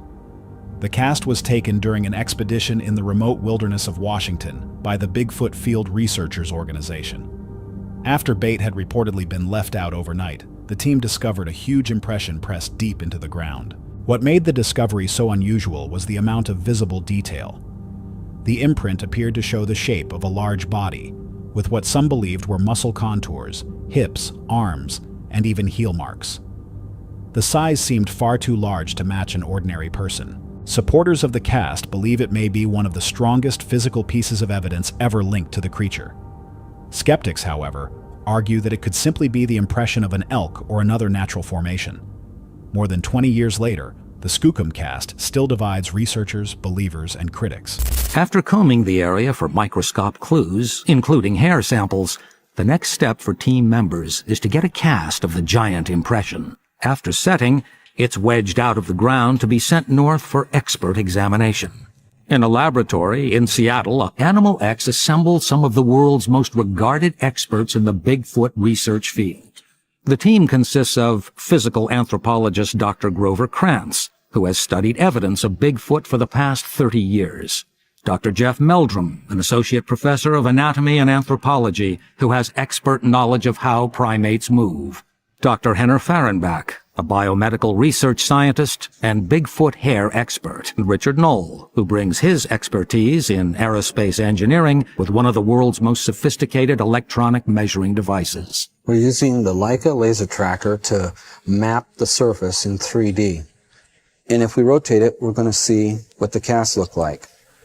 This is a painstaking process, but a state-of-the-art method that eventually draws a clearer picture of the cast. It certainly looks like a Sasquatch was thrashing around on the ground there.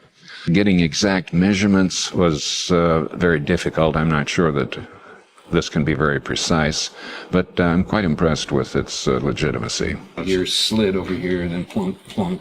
And this is thing that's kind of... Perhaps the most significant finding is the presence of what appear to be dermatoglyphics, which are the skin ridge patterns on the soles of the feet that are evident on these heel imprints. They are characteristic of primates and are not found on the feet of any other animal. Over the years, many alleged Bigfoot footprints have been found with similar dermal ridge patterns, and the Skookum cast added more possible details about what a Sasquatch might look like. Even with expert analysis, the cast remains unresolved. It may be an unusual natural impression, or it may be something far harder to dismiss. After all these years, what do you think the Skookum cast really shows? That's all for tonight's video. Which encounter gave you chills? Let us know in the comments below. Got your own experience? We want to hear it. And whatever you do, don't miss what's coming next. All right, we should probably go back. Yeah, we're gonna... Oh, what's that? There's people outside right now. That was a car door. Wait, did something come in? I don't know. Run! Go, go, go, go!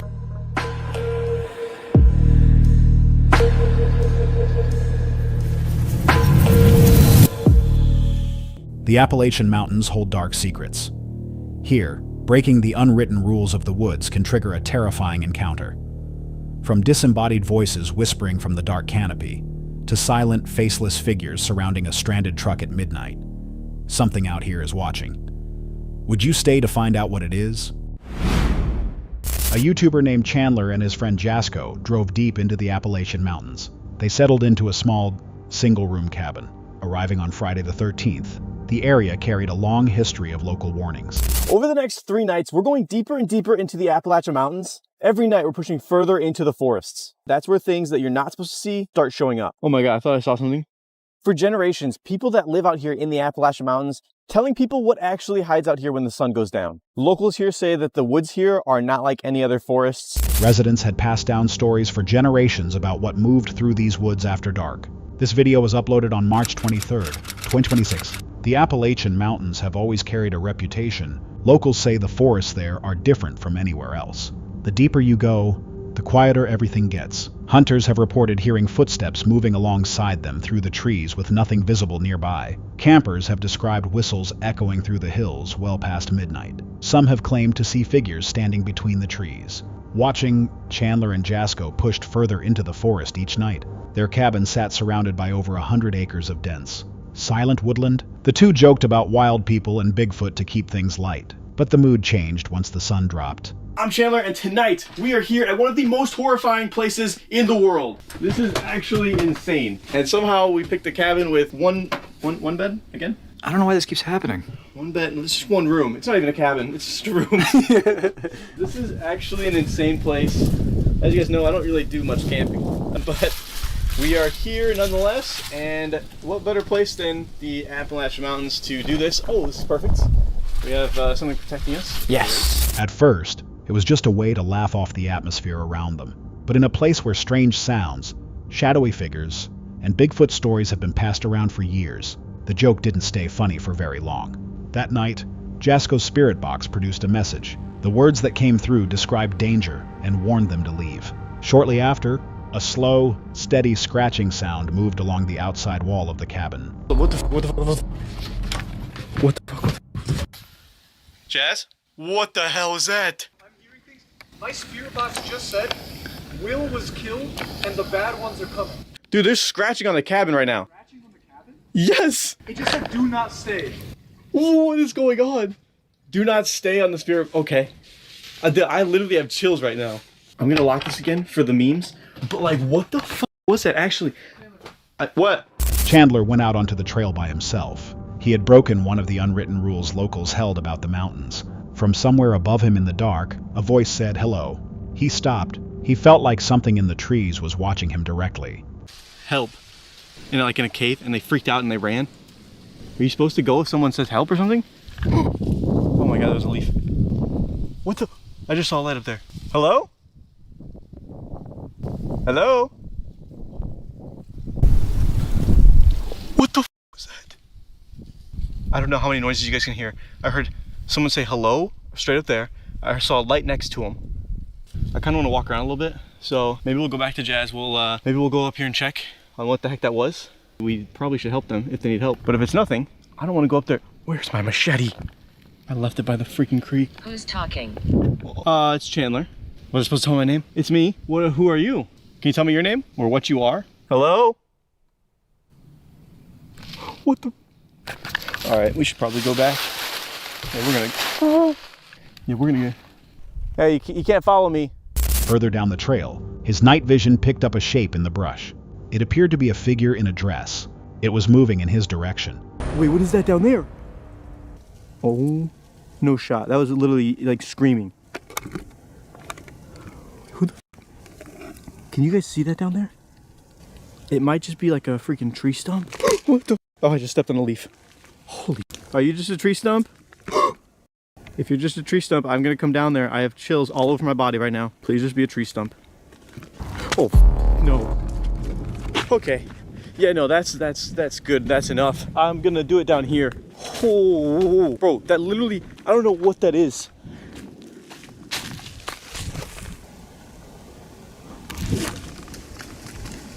Okay, that's just leaves. I swear to God, dude. I thought whatever that thing was moved a little bit. It looked like a girl in like a dress or a tree stump. Does that sound stupid? Yes. Is it in my head? That is what's in my head right now. Both men returned to the cabin quickly. Being inside did not make either of them feel safer. The campfire they built did little to settle things down. No anymore. But we're back in here. We have lights at least. And, oh, we have Jazz. Maybe. We have Jazz. Hey, man. So yeah, I was using his camera. I don't know. It should have been working, and it just shut off on the middle of the trail. Dude, I was running down the freaking thing, and it just shuts off on me. That was probably the scariest time for that to happen, though. I had to stop mid-trail trying to put the other battery in. Oh my God. There's no light, so I just needed it for the light to get back, you know? So we're back now. We're safe.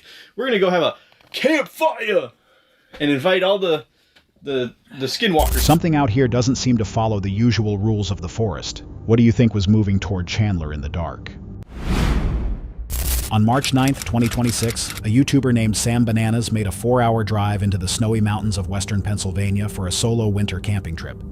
He picked a primitive campsite and settled in as daylight faded. Safe to say that I might have gotten myself a little bit in over my head this time. Oh man, I drove over 4 hours to get into the mountains in western Pennsylvania. I'm spending the night in a nice little first come first serve primitive campsite. Tomorrow I'm going to be doing a 2-night backpacking trip. I'm not exactly sure if I'm fully prepared for that. The Appalachians went quiet around him, and that quiet had a weight to it. All right, so somebody left this branch here, and it is green, definitely. Obviously it's dead, it's not attached to something. I don't know if it fell down or what, but I think the twigs are fine enough to get my fire started with this. Okay, so I put together a little guy like this, very first stage of getting that fire started, but then I realized that wood was super green. It's just not gonna burn. But anyway, I headed on out of the campground, across the forest road or state route or whatever it is. He walked a nearby trail that allowed foot traffic. The trees closed in as he moved deeper. Something made him want to stop and turn around. And then down a little path where it says foot traffic is welcome. But I walked down that trail completely alone for a few minutes, and it's true what they say about the Appalachian Mountains and being out here alone. Back at camp, Vehicles began passing the entrance. None of them pulled in. They slowed, held their position with headlights on, then backed away. Now, another thing that I haven't really talked too much about is that cars keep driving past the entrance of this campsite. That's something that I noticed people do a lot when you go camping. People like to kind of snoop on you and just kind of see what you're doing. But I think most of those people are just kind of curious because they like to go camping and just never got around to it, whatever reason. But sometimes when you're out here way in the middle of nowhere, it can feel a little unnerving. It happened more than once. Later that night, Sam walked toward a frozen creek and found fresh footprints in the snow. Someone had been moving through that area in the dark without any light. Let's see. Could also be potentially easy to get lost in the middle of the night here. Right here appears to be another campsite. Just nice and cleared out. Fresh footprints here too. I think since we are in the middle of the night, and I don't know if there's people back in here camping, I don't want to bug them. I'm just going to turn around and head back to my campsite. He turned around and headed back. Then the headlights came back. This time, they pointed straight at him and stayed there. He stood in the glare, unable to see past it. This guy keeps coming in, pointing his headlights at me, and then backing out. I think there's 2 cars, too. All right, well, that solves that mystery. There's another nice guy over here who was just coming out to park in the area, trying to figure it out. He's in a car coming out to do the same idea that I had. He's going to camp overnight, and then he's going to do the trail, I think, the next day. So the driver turned out to be a man named Mark, who was stranded and looking for a place to camp. The tension broke, but only slightly. I'm just really uncomfortable with that. But it's a nice feeling to be able to help somebody out, you know. Well, I've pretty much done it. Fire's kind of dying out over there. Might sit around and have one last little brewski over there. But I think, yeah, this is pretty much... Sam finished breaking down his sight and took one last look at the tree line before moving on. Not every strange moment in the woods has a clear explanation, even after the mystery is solved. What would you have done if those headlights had never moved? A video posted by the YouTube channel Exploring with Bears on May 7, 2026, showed Creator Bears and his wife Tiff arriving at New River Gorge in West Virginia. It was close to midnight, and fog was already moving in off the water. Tonight we travel to West Virginia, where me and my wife first stop off at a ghost town called Thurman. But now, we head deeper into the mountains to find our campsite where we are going to attempt to stay in the haunted Appalachian Mountains. But it goes terribly wrong. They were deep in the Appalachian Mountains, a region with its own set of unspoken rules. Bears broke one of the most well-known ones almost immediately. He whistled out into the dark. Welcome back to another Appalachian camping adventure. Is it Appalachian or Appalachia? We are deep in the Appalachian Mountains. Appalachian. Appalachian. And I thought I just seen something moving over there. Oh. Did you hear that? I thought that sounded like a growl for a second. While Tiff stayed inside the truck, Bears walked down to the riverbank. The area had a violent history. Bodies had been thrown into that river during an era when the region was known for bloodshed and lawlessness. So right now, we have currently set up our camp at the, what's it called, babe? New River Gorge. My memory. New River Gorge, though. And this river has history, too. There was so much bloodshed here that bodies used to be tossed in this river right here. There was so much killing going on in these days. Very violent times. History. A lot of history here. Anyway, but deep in Appalachia, which is supposed to be haunted. And we're going to stay here all night. And right now, we're not allowed to be out here? No, you're not supposed to be out at night in the Appalachian Mountains, babe. The air sat heavy, and the only sound was the rush of the water moving past. They were not supposed to be out there after dark. That rule exists for a reason. Then a message came through from Tiff. Something had hit the side of the truck. Bears headed back, pushing through the fog with his flashlight. Babe, what happened? It's too scary. It's the Appalachian Mountains. It's just too scary. Please come in and stop filming me. What hit the truck? What was you talking about? Okay, these are our water bottles. Okay, I'm coming. At 3 in the morning, a vehicle pulled up close to their campsite. People got out. They moved around the truck in complete silence. No lights, no voices, nothing. What was that? There's people outside right now. That was a car door.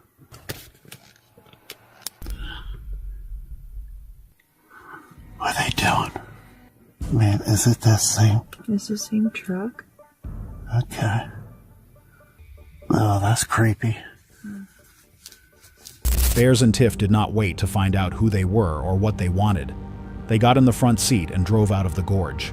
The people circling that truck in the dark never said a word, and that silence is hard to explain away. What do you think they were looking for? Have time to think. We jumped in the front seat. We hightailed it out of the location and drove all the way home from there. But we did make it out safely, and that is one of the dangers of camping that you can come across. YouTuber Justin set out to explore the abandoned ruins of Elk Mount, a ghost town buried deep in the woods. The cold was sharp, and the place was completely silent. Okay, hello guys. So, we are here at Elkmont. We haven't been in... Fuck, why is the light going off? We are going in the first house. Oh, Justin's here. He's cold. So, let's go. The group entered the first decaying cabin. The lights cut out almost immediately. The cold walls and the darkness made the space feel smaller than it was. Yeah. But, so they started, like, restoring these houses here. But, like, look at the different, I don't know, just how they built, like, Justin noticed that new wood had been placed over the original boards in some areas. Someone had been working on the structures. He made a passing comment about black bears possibly being on the other side of the walls. Nobody laughed for long. There could be a black bear on the other side of it, yeah. That is about that. yeah, I didn't take into account about, like, wildlife and stuff. Oh, jeez! Sorry, Queen. I thought you were over here. You don't see my light. I don't know. I have 2 lights pointed at my face right now. In the second cabin, the equipment stopped working again. The empty rooms felt dark in a way that was hard to shake. Every corner looked like something was crouched inside it.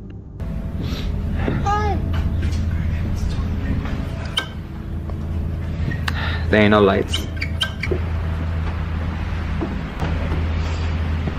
Because it is cold.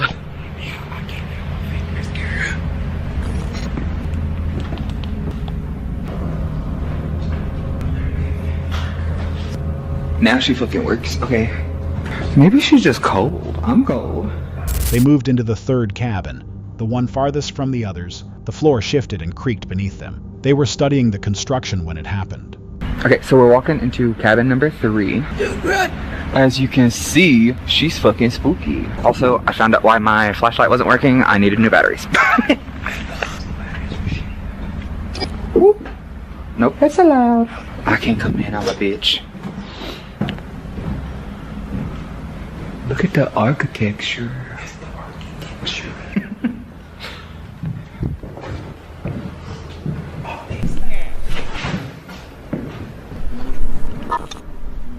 A loud, heavy sound came from somewhere inside the house. It did not sound like an animal. Justin stopped moving. They ran. Don't run, just...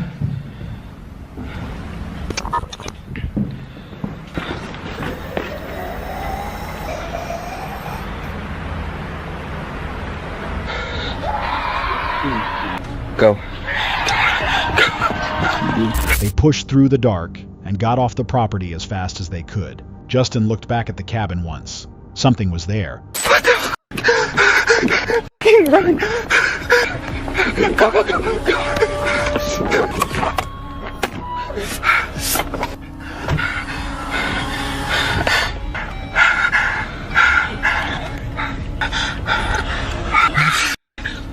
Where the fuck did it go?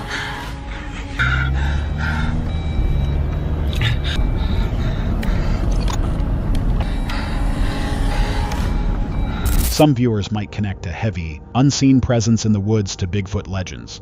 But in this case, the sound seemed to come from inside the structure itself. Whatever made that sound inside the third cabin left no clear trace and no easy answer. What do you think was waiting for them in that house? A video uploaded by the YouTube channel Exploring with Angelo on September 11th, 2023 followed creator Angelo and his companion Mal Sargi as they used the Randonautica app to explore Harper's Ferry. The town carries centuries of history, but what they ran into felt much closer to the present. Welcome back to a brand new Randonautica adventure, starting out here in a very cool historic town called Harper's Ferry. It's been here for a very long time. From what I read, was the oldest standing building, so there was probably some stuff here before then. Problems started early. A man at the old train station kept appearing wherever they went. He would show up in the same area, stop, and stand there.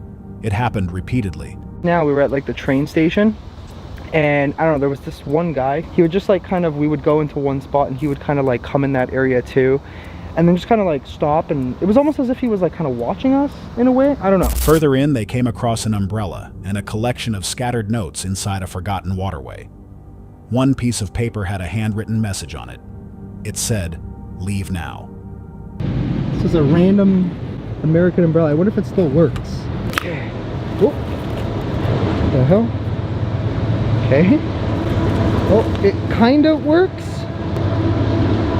Disabled veterans, their courage endures. Well, salute to the vets. But what is this? A bunch of random pieces of paper in here. Just the right mix of chaos and love is degrees. The hell? There is a problem we cannot ignore. Confront, plot against, drown in chocolate sauce, or run over with the car. What the hell's that saying? Leave now? Mal paused to retrieve his flashlight when a screech cut through the valley. It did not sound like any animal. After it stopped, the woods went completely quiet. Okay, what in the actual hell was that? So I was stopping for a second so I can grab my flashlight, and I heard this screech. I'm pretty sure it wasn't an animal. Near an old church, they spotted a skeleton key next to a broken cross. A person moved through the ruins nearby and was gone before the camera could get a clear look. Oh, there's much more stuff in here. What the f? Dude, check this out. There's like a skeleton key. What the hell? Yeah. That's weird. Where'd that person go? What if it was theirs? We kept I walking. mean, we just caught like a glimpse of them, right? What the hell is this? And that's pretty much it. Oh wait, there's something else in here. Damn it. Okay, what is all this stuff? Yeah, it looks like a button. Literally, it's like a pin button thingy. Altar server. In appreciation of service to the Lord, presented to Ope. At the top of the ridge, Mal was certain he saw a figure looking out from behind Jefferson Rock. He moved toward it. Nobody was there. Well, there's the rock. I don't know, you see anybody? It is weird. Yeah, that's what I'm saying.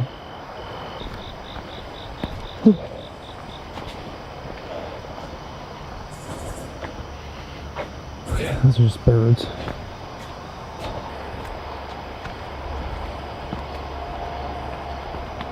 Yeah, dude, there ain't nobody here. No.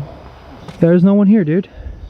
That was weird. I'm like 155,000% positive I saw someone and they just disappeared. The night ended outside Savannah's Bonaventure Cemetery. The gates were locked, but music was audible somewhere in the dark beyond them. But yeah, that's the cemetery. We'll try and come back tomorrow. If we have time during the day, we can get here early enough. Maybe what we can do is run another point while we're actually in the cemetery. Maybe I'll run a point, maybe you'll run your own point and see what comes up, right?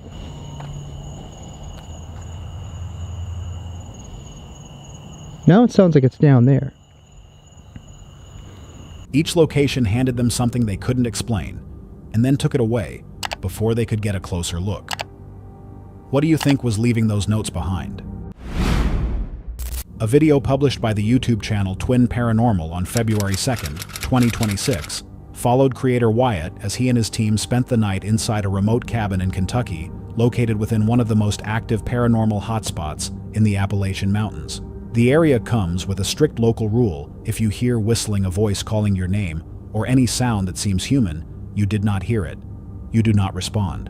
In parts of Appalachia, warnings like that are often tied to stories of things that mimic human sounds in the woods. Some locals connect those sounds to old mountain legends, including wild men, unseen watchers, and Bigfoot-like figures moving beyond the tree line.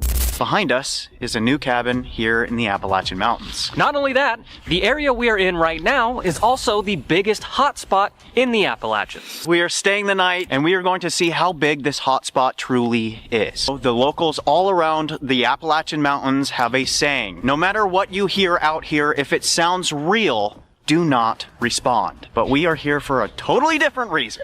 The group rang a bell inside the cabin. Heavy footsteps immediately started moving across the porch outside, pressing into the floorboards hard enough to feel. Listen to the sound of this bell. Follow it. That's your sign to approach. Wait, none of you guys are moving? No, swear. Was that upstairs or in there? I thought one of you were like stepping around. I was waiting dead still for a noise, literally. Good plan. Seriously. Did that sound like the porch? That's so fucking loud. Am I tripping out right now? No, you're not. Then the whistling came. A long, drawn-out note moved through the trees. It was exactly what they had been warned about. Things are just different. Ever since the sun went down, honestly. And we've had those all the way closed. That as far down as it'll go. This one closed. That one over there is broken. And that really doesn't help our case. Wait, guys. Was that whistling? Yeah, there was whistling out there. It was either whistling or like somebody crying out. That was so long. Remember, if you heard it, no you didn't. Oh yeah. Oh, we heard that. No, I don't want to imagine. How much power do you have? Was that your voice? A motion detection device in one of the rooms began triggering on its own. Nothing visible was near it. The equipment then produced a voice. The words that came through were never been easier repeated more than once, as if something outside had found a way to reach them. That's a voice. We just heard it a second time. Give it like 1 or 2 minutes. Let's see. I'm gonna say hello. Hello? Bro, it sounds like somebody's outside by the car. Never been easier. Never been easier. Are you talking about communicating? The first thought that ran through my head was getting into the building. Right. I get it. You gotta be specific so we can understand what you mean. How often does somebody just randomly come here and offer an invite for whatever's out there to come and speak? Exactly, yeah. Actively try to find it. Bro, that first word that has come out and every hair on my body is already standing up. A ball at the top of the dark staircase rolled down on its own. The hallway above was empty. The device followed with another message: you will never be found. The ball! None of us were moving, right? Okay, listen. I tapped on this railing. I knocked on the fucking wall. Yeah. It would have happened right then and there, right? Yes. You guys heard that noise right before the ball started falling? Yes. It will never be found. Lost here? Is that what it said earlier? Wait, it said George. Lost. Is there somebody upstairs? Guys. Something was just moving in here. Did you already make your way inside? I'm shaking. Did you hear that? Yeah, the knock. Anathan. A-N-A-T-H-A-N. I don't know what that means. Also, I'm going to take a look at this footage. I had the angle here of it, far as fuck back on the stairs. There's no way that was moving. I don't know who you were filming. I want everybody to know that I was not doing... That camera. That camera has it. We have to look. Nobody was moving. I'm gonna look. Then footsteps came fast and heavy toward the front door. The group blocked it with chairs and stayed low as shapes moved past the windows in the cold outside. Dude, stop! I'm about to have an anxiety attack. Same, dude. Someone just walked up to us, dude. I swear on everything. That was so loud. That was someone. That was 100% footsteps. That was like walking up to the door like this. You know what I mean? Yes. Like, with some quickness. Wait, did something come in? I don't know. Can you let go of that? Please. Voices began calling from outside, trying to pull them out into the dark. They held their position until morning. You will never escape me. Can we turn the lights back on? Like, I'm done. I don't want to do this shit anymore. I don't want to do it. What was that? That was a voice. Somebody just said something. What was that, dude? Something just said something right outside. I heard that. It's time to go. As much as I want to. Oh my fuck. I do want to, guys. I do want to. But whatever's going on right now, we've been told back to back to back to back to go. Whatever was outside that cabin seemed to know exactly how to get a reaction. What would you have done when those footsteps hit the door? Broken Capital uploaded a video on August 23, 2025, following two campers as they spent the night in Cannock Chase Woods. The forest is located in the UK and has long been linked to strange legends and unexplained activity. Cannock Chase is not just known for ghost stories. Over the years, people have linked the forest to reports of black-eyed children, strange lights, and even large animal-like figures moving through the trees. The dense trees tangled ground cover, and heavy silence made it an unsettling place to be after dark. The two set up camp and started running paranormal apps. They had no way of knowing what the night was going to bring. Woods. There's 1 minute it's eerily silent, and then the next minute you start hearing things. Right. Give it a couple of minutes and you'll start hearing things. It's weird. We're going to have another look round. We'll find some areas. I mean, like we said, we're here all night. That moth just scared the shit out of me. I thought that's an orb. What? You hear that then, or was that your feet? Rustling. Well, I did rustle them when you said what. Oh, but it could be your feet.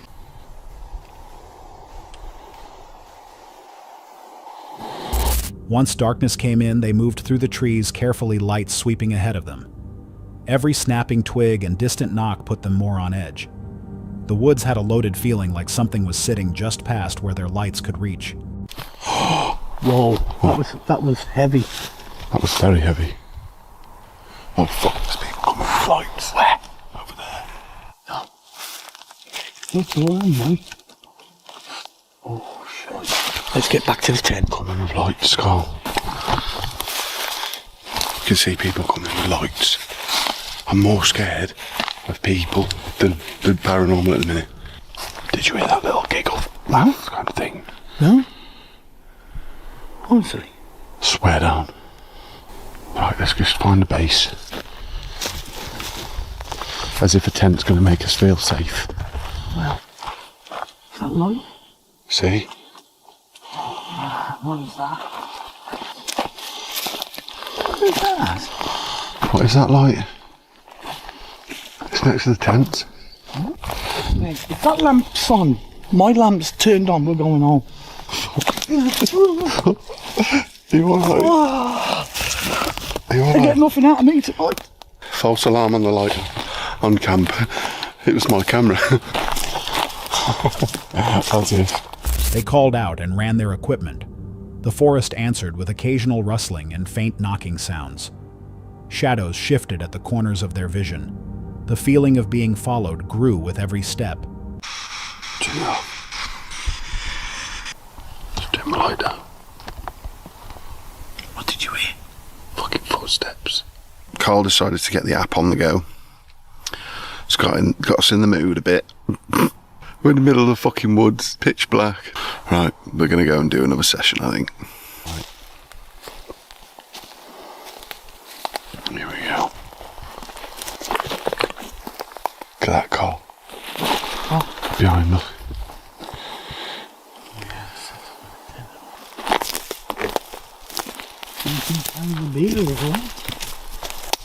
Great.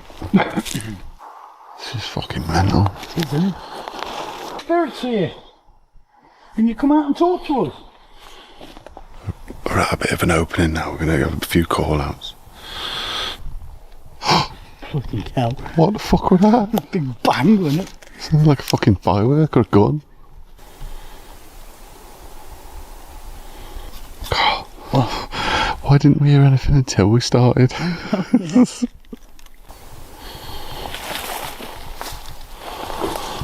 That's right there. Where? No, in the skylight. See? What is it? I don't know. Is it moving? Should we go and investigate? Yeah. Man, I'm so fucking... Wait. Huh? They'll see you from that car park right at the back. Oh, yeah. So what we'll do is we'll get to a certain bit and we'll turn the lights off. Then a heavy sound moved through the woods. Lights appeared in the distance, some moving fast, some drifting. They gave chase with their flashlights but never found a source. The forest kept offering just enough to keep them moving and never enough to give them answers.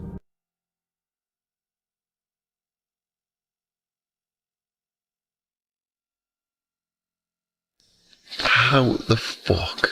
Like, I understand it with Carl. And I'm scared anyway, right? So how the fuck do people do this on their own? Do you know what I mean? I've got one of them weird brains. I believe everything. Like, I'm just fuck up, I suppose, but this trip isn't for me.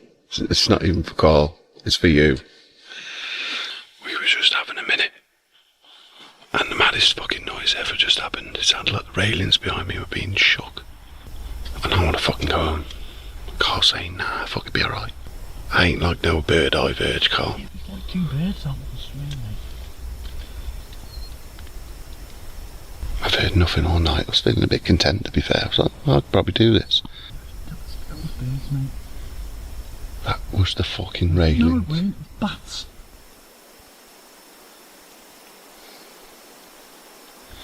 It was weird. I'm keeping this on my chest. I'm gonna turn it on when things happen. My night vision camera's just died. There's people fucking all around the back. I don't know if they're investigators or what. I don't know how close I am to this. Hold on. I could hear fucking these people. And then I heard the railings rattling. And Carl's like, fucking hell's lights over there. See, they're gone. They're gone. Carl said they've gone. Back at camp, sleep was not an option. The railings rattled hard. Footsteps moved around the outside of the tent. More lights appeared through the trees. Sounds surrounded them on all sides. Broken Capital said it was the worst fear he had ever felt. They stayed up until morning. They packed up and left at daylight, uninjured but unsettled. Nothing ever showed itself. What do you think was moving through those trees all night? That's all for tonight's video. Which encounter gave you chills? Let us know in the comments below. Got your own experience? We want to hear it. And whatever you do, don't miss what's coming next. Did somebody just knock on that? That was a knock. Was that a knock? That was a knock. What did you hear? Something really f***ing loud. Dude, that's huge. There's a guy standing right there. Look at his face. Oh. Potentially go and check that out. Woo!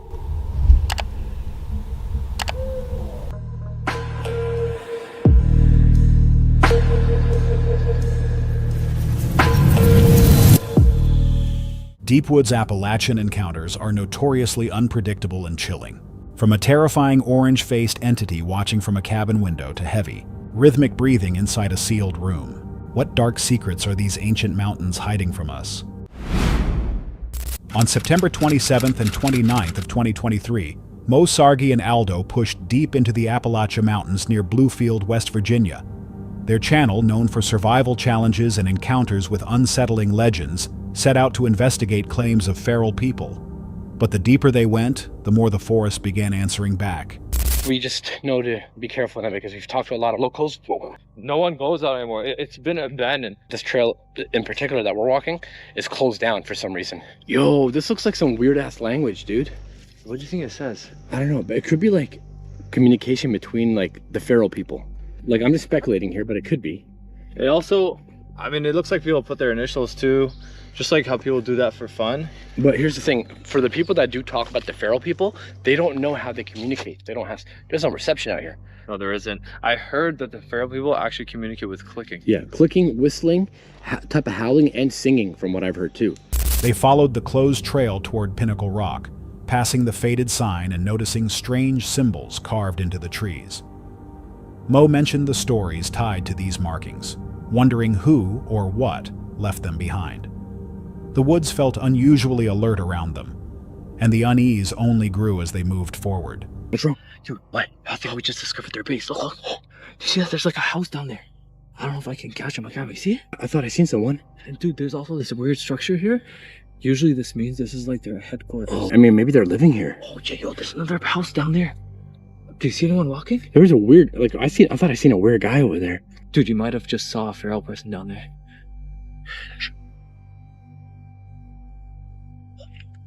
You'd hear that? A faint whistle. I heard that. Should we go down there? Yeah, we should go down there. Okay, do you see anyone right now? No. I think it's safe. Whoa, look at this structure. This kind of reminds me of, like, coal mining stuff. There might have been a mine here at one point. There's rails up there from a coal mine. What the heck is all this? It's closed. This trail was closed for a reason, guys. We actually just stumbled upon a feral camp, so keep your eyes open. I'm glad you have the baseball bat.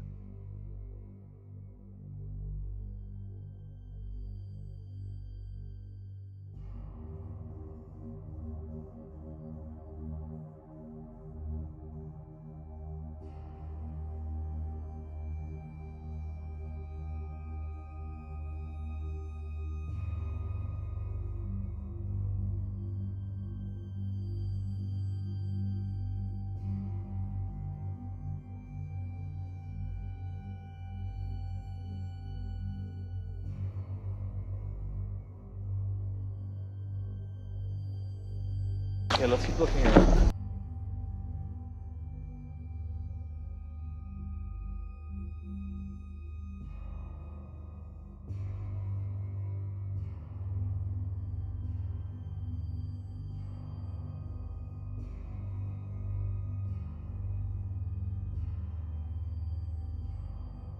Near the abandoned mining valley, Mo saw a pale-faced man dash across his vision. Soon after, they found a torn-down tent and a crude toilet structure, suggesting someone had been living out there. The feeling of being watched lingered with every step, but things escalated once they left the trail entirely. There's a little shack in the middle of the forest near the water. So I don't know how we're gonna get down. Really? Because it's a mountain drop and there's a fence, so we gotta find a way. So we could probably go from here because there's a way out of the fence. Oh, sweet. Okay. Yeah. Dude, we're literally climbing down a mountain right now, an entire mountain. So we decided we're gonna risk our life to give you guys some more content. By the time we make it down the mountain and down to the river, which we don't know if that's even a guarantee, it's gonna be dark. It's gonna be quite a while. Like, I don't mind the darkness, but when it gets dark, the animals come out. Yeah. And also the feral people. You know, the worst part is you can tumble down the mountain and this is all barbed wire that you're touching. Oh. Yeah. Oh my God, I'm losing my balance. Well, we're almost there. You hold on to trees. Woo. I'm making it look too easy for you guys. Let me show you the angle that this is. This is like an 80-degree angle. Holy shit, this is a 90-degree angle at this point. Careful, careful. Oh my God, he almost died. Please be careful, hold on. Whoa. All there is train tracks. And more mountain to scale down. Okay, as you guys can see, we are almost down by the river. Whoa. Whoa! Aldo! Wait, where'd he go? Aldo! Yo, he disappeared. Aldo! Wait, actually? Aldo! Oh, hey! Oh my God, oh my God. Yo! Yo, hey. You okay? Yo, hey! Hey, yo, Aldo, wake up! Yo, hey! Aldo, wake up! Hey! Are you okay? What happened? Get up. Did you hit your head? Did you fall? Did you fall? Do you remember what happened? Bro, seriously, are you playing a joke on me or what? Like, are you okay? Why do you keep looking up that way? What happened? Did you slip and fall? No, something was following us. Something was following us? Yeah. I heard something. I heard something. So I turned around. And then everything went black. I saw someone. Yes, I think someone hit you. Does your head hurt? Does your legs hurt? My head hurts. Your head hurts? Right here. Come feel it. There's like a bump. You feel it? Am I bleeding? No, you're not bleeding. You're good. While descending toward the river to reach a small shack, the slope became treacherous. Then Mo turned and realized Aldo was gone. He found him moments later on the ground, disoriented, unable to recall what hit him. The forest seemed to tighten around them. Climbing back up brought them straight into something worse. I'm just happy that we got up here before it got dark. Because we still have 1,000 steps to climb, right? Man, worth it though. Worth it. Go. Run, run, run, run, run. Run. Go. Go. What's that? That's someone there. There was someone there. There was someone there.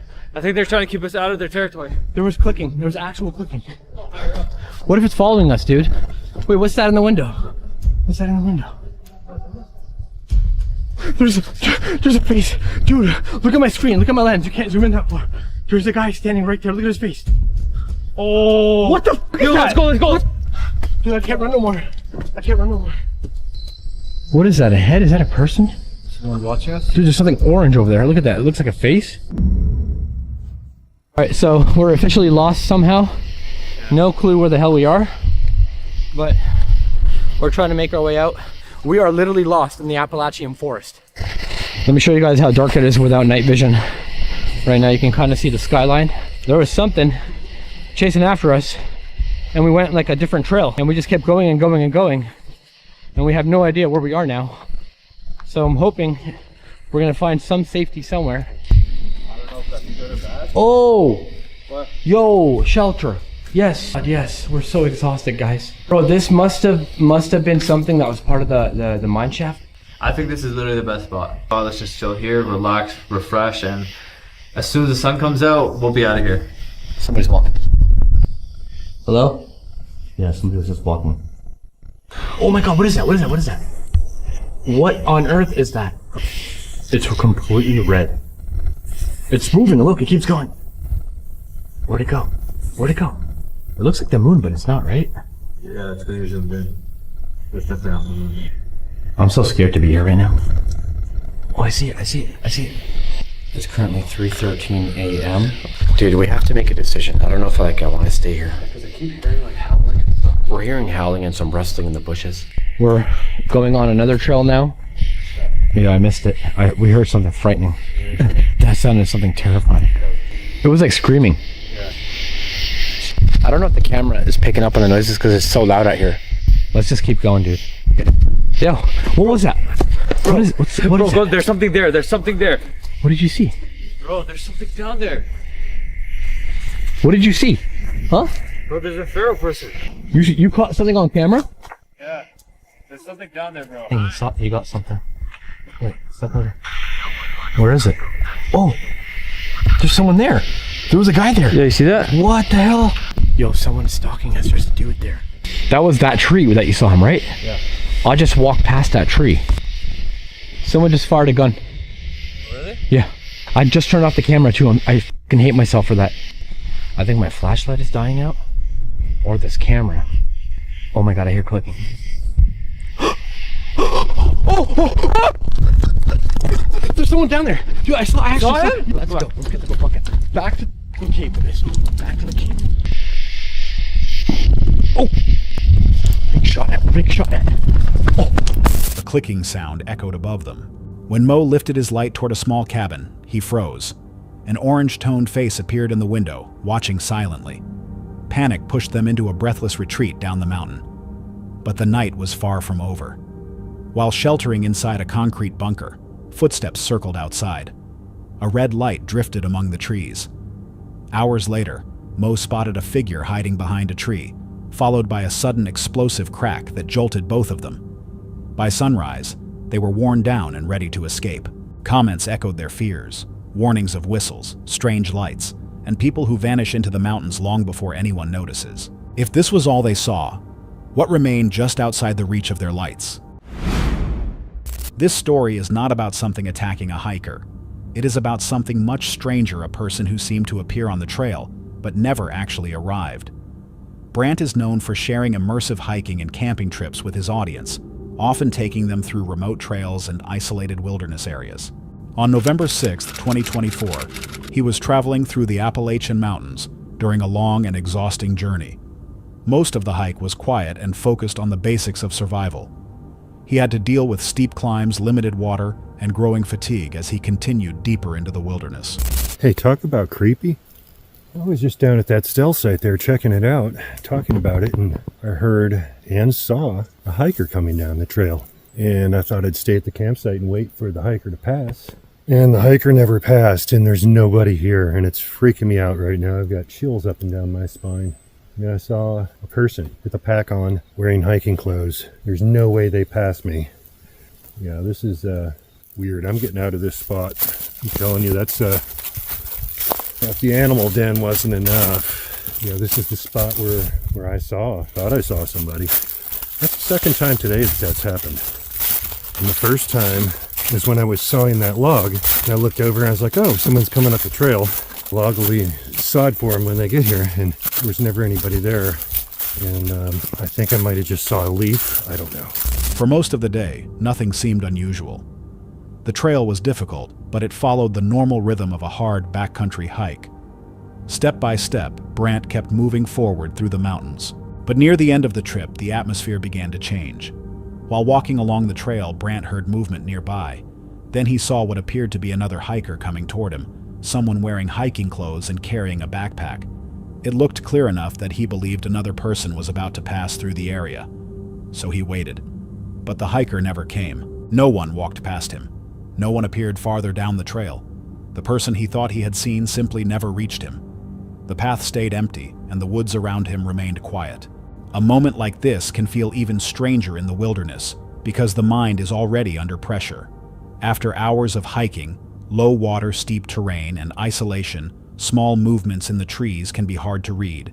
A shifting branch, a passing shadow, or a distant sound can sometimes look or feel like something familiar. But that does not make the experience easy to ignore. By the end, the most unsettling part was not what Brant clearly saw. It was what never fully appeared. So what did he really see out there? What would you do if something knocked on a door that was sealed shut from the outside? For those inside, that was only the beginning of the night. On May 25th, 2026, the team from Twin Paranormal traveled deep into the Appalachian Mountains for what they described as their final investigation in the area. They already knew the stories surrounding these woods, including the legend of a 6-foot entity said to hunt through the mountains.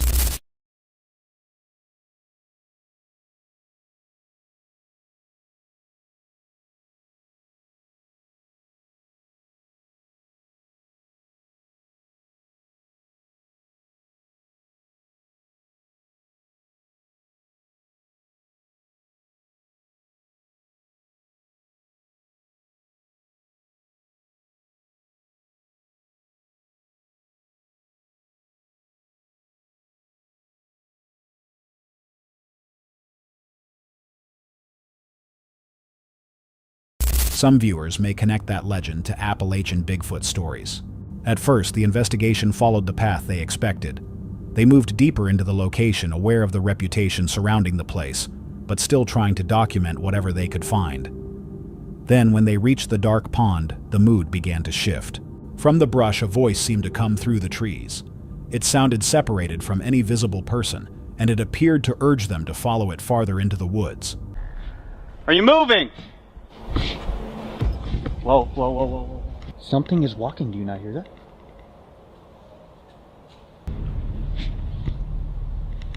Hello? We hear you. Dude, that sounded like somebody was talking right in those trees. That first branch snap was so loud. Come with me. I swear on my life, I heard voices, dude. I don't know if we caught it on audio. I really... Be fearful! The moment changed the entire feeling of the investigation. What had started as another search through the Appalachian wilderness suddenly felt more direct, as if something nearby was trying to pull them away from safety. The team eventually moved back to the cabin. But the strange activity did not stay behind at the pond. Inside the cabin, the scratching continued. Then something began striking the back door with force. Oh, dude. And it takes whatever it wants. Come and go. Are you on the front porch? I just saw something right next to you. It was like a shadow just moved away from this wall, dude. I swear. Like a human. Did somebody just knock on that? That was a knock. Was that a knock? That was a knock. There's not even a door handle. Bro, is that screwed in? I think so. Oh, something's happening. Yes, guys, somebody just knocked on that door. Maybe it's the renter people? I need a light. Wait a second. Wait a second. Why did I just do that? That was a knock on the back door. Why would the people that we rented the cabin from, why would they knock on the back door? On a door if they know... Yeah. Dude, you guys are hearing this? Wait, did I just do something wrong? Please tell me that was somebody, that was a knock on the door. That was unmistakable. Did we go around and look? Why can't you knock on this one? Out the window. I know I'm not tripping, man. Hello? What made it even more unsettling was that this was not a normal entry point. The door was screwed shut from the outside, which made the knocking feel even harder to explain. Ryan then attempted to read the energy of the place using tarot cards. Every card came out reversed. The reading pointed towards something deceptive. This points to blocked or corrupted emotion instead of love or peace. It's like something turned into pain, grief, or bitterness. Pain. Get in the water. The energy is twisted or unresolved. Whatever this is, Dude, that was a knock on the door. doesn't feel love anymore. It feels empty or wrong. Pretty much same energy here. Deception or something pretending. That makes sense. It can mean the spirit is acting innocent, curious, or weak. It could be learning how to interact with you, watching how you respond. Why does it feel like this place is vibrating? My God. Is that Sophia? Is there no actual Sophia? We hear you! Something that did not appear to show itself honestly, and something that seemed to be watching their every move. As the night continued, the Seer app captured an image that only made the situation worse. A red-eyed figure appeared frozen near the bed. Soon after, the team heard what sounded like a heavy body being dragged across the floor. What did you hear? Something really f***ing loud. There is no fucking way. Something really loud happened. Dude, the woman left. She said you said you're on your own, right? You got that image of the thing with the eyes. You got the image of the thing with the eyes. And I said, if you're in this cabin, prove it right now. It said, we can move something. Not 30 seconds later, it sounded like something just got dragged across the floor. Is that the vibration I felt, or did you jump? That was us, Well, yeah. we jumped because it scared the shit out of us. We were trying to get close to the edge to see, and I don't know if we can stay here. I'm not gonna lie. Well, how are we gonna leave? In a dark cabin, sounds can become difficult to place. Wood can shift walls, can carry vibrations, and a noise from one part of the structure may seem to come from somewhere else. But when scratching, knocking, dragging, and breathing appear to happen one after another, the mind no longer treats them like normal house sounds. Then the breathing began. Heavy, steady, rhythmic breathing surrounded them in the darkness. The tension finally reached its breaking point when Ryan felt what seemed like a physical hand grab his waist. After that, the team no longer tried to continue the investigation. They broke. They did not wait for daylight. They left the cabin before sunrise. Ladder. I'll go first. No. Wait, why is there, why do I hear somebody f***ing breathing right now? No one's answering anything. I'm not doing this anymore. I don't care. There's a line you gotta draw, and that's it. Do you hear the breathing? It's like... like something is breathing hard. We don't want to talk anymore. Leave us alone. We're trying to get away from you. Please, please, please, please. What? What just happened? I felt like someone was just grabbing my side. No. No, no, no, no, no, no. We don't need it. Execute. By the end, the most disturbing part was not just one sound, one image, or one knock on a sealed door. It was how each moment seemed to follow them from the pond, back to the cabin, and into the darkness around them. Maybe there was a simple explanation for each piece, but when every piece happened in the same night, it became much harder to dismiss. So, what was really inside that cabin with them? A quiet camping trip in the wilderness began with rough trails, strange woods, and a loyal dog by his side. But by nightfall, something outside the tent seemed to know exactly where he was. On September 28, 2025, deep in the wild forests tied to the Appalachian region, a YouTuber set out on a haunted camping trip pushing farther into the wilderness than before. The video was uploaded by the YouTube channel Paranormal Discovery, a channel focused on exploring haunted and paranormal locations around the world.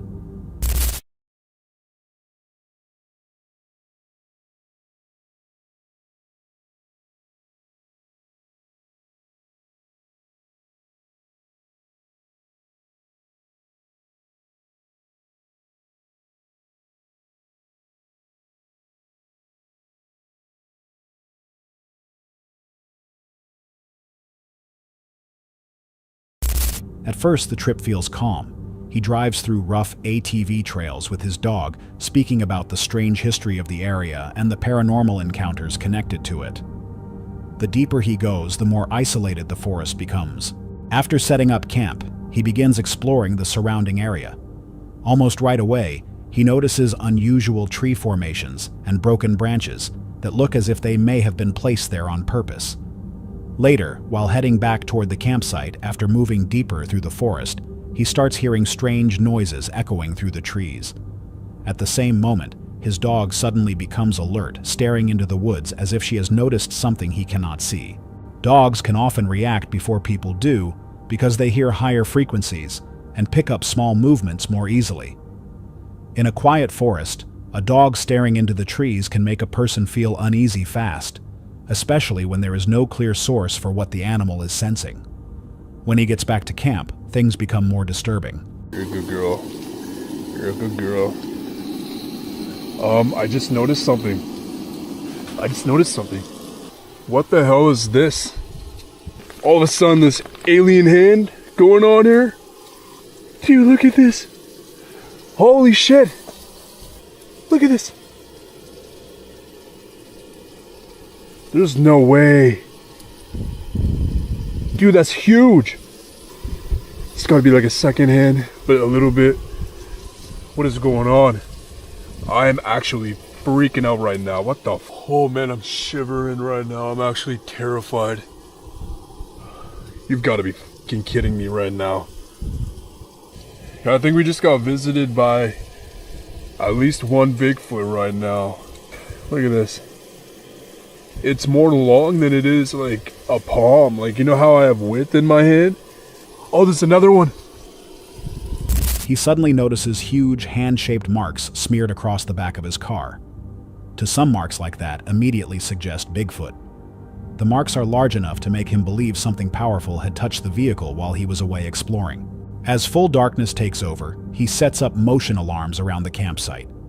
Inside the tent, he tries to settle down, but the forest does not stay quiet for long. He begins hearing movement outside, along with what sounds like an ATV passing somewhere nearby in the darkness. Then one of the motion alarms suddenly goes off, cutting through the silence. I hear like a ATV? It's far, but I don't know.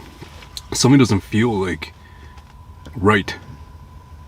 Sorry for that weird moment there. Yeah, I hear an ATV. Ever since I found the prints on the back of the car, I've just felt so off. Felt kind of like I'm gonna die tonight. You know what I mean? I feel like there's someone moving out there or something like near us.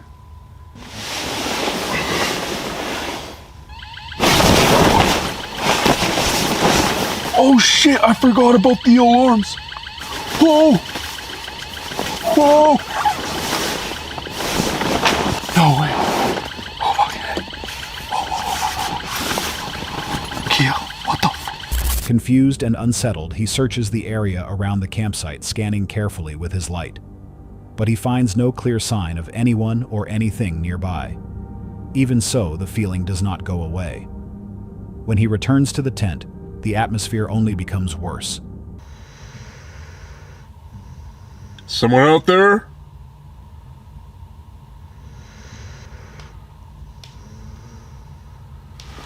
What the fuck was that? Dude, this is tripping me out.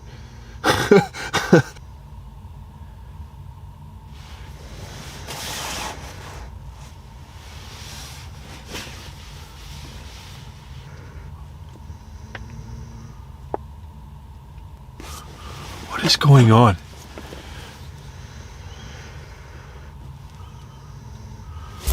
From inside, he keeps hearing what sounds like voices just outside the tent, as if someone has found his camp and is standing only a few feet beyond the fabric. Then it escalates. I think we have to potentially go and check that out.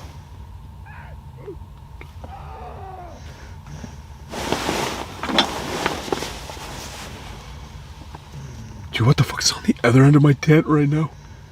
Whatever it is like, it's close to me right now.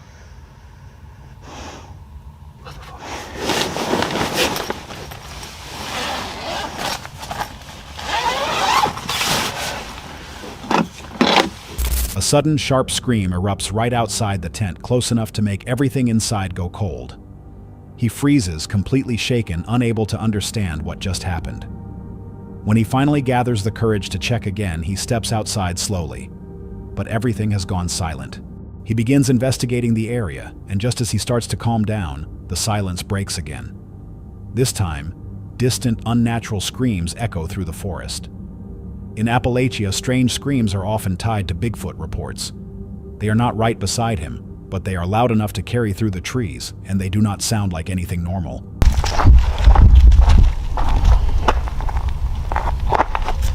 What the Whoa!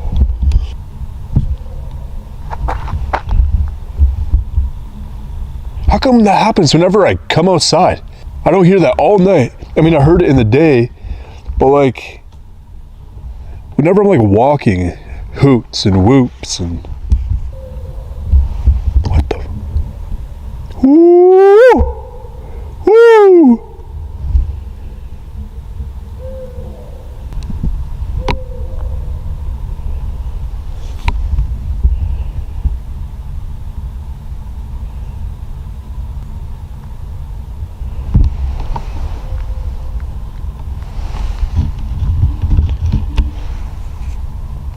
It almost seems as if the woods are aware he is there, while something unseen keeps moving around him just outside the edge of visibility.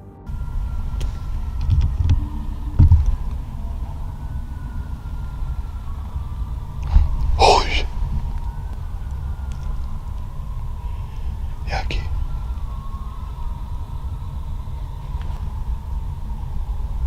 Oh shit. Okay, come on, Key. Come on, Key. We'll make it back, okay? We'll make it back. We gotta go now. Fear finally takes over, and he rushes back to camp.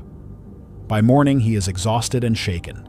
He admits the forest felt chilling, almost as if something had been playing with him throughout the night. The deeper he moved into the wilderness, the more it seemed like something out there already knew he was coming. Maybe the marks, the alarms, the voices, and the screams all had separate explanations. But when they happened one after another in the same isolated forest, they became much harder to ignore. So what was really circling his camp that night? That's all for tonight's video. Which encounter gave you chills? Let us know in the comments below. Got your own experience? We want to hear it. And whatever you do, don't miss what's coming next. Where are you going there? Whoa, whoa, whoa, whoa, whoa, bear, bear. Whoa! Hey! Oh, did you hear? Yeah. Insane to bite it down. Oh my god, it's screaming.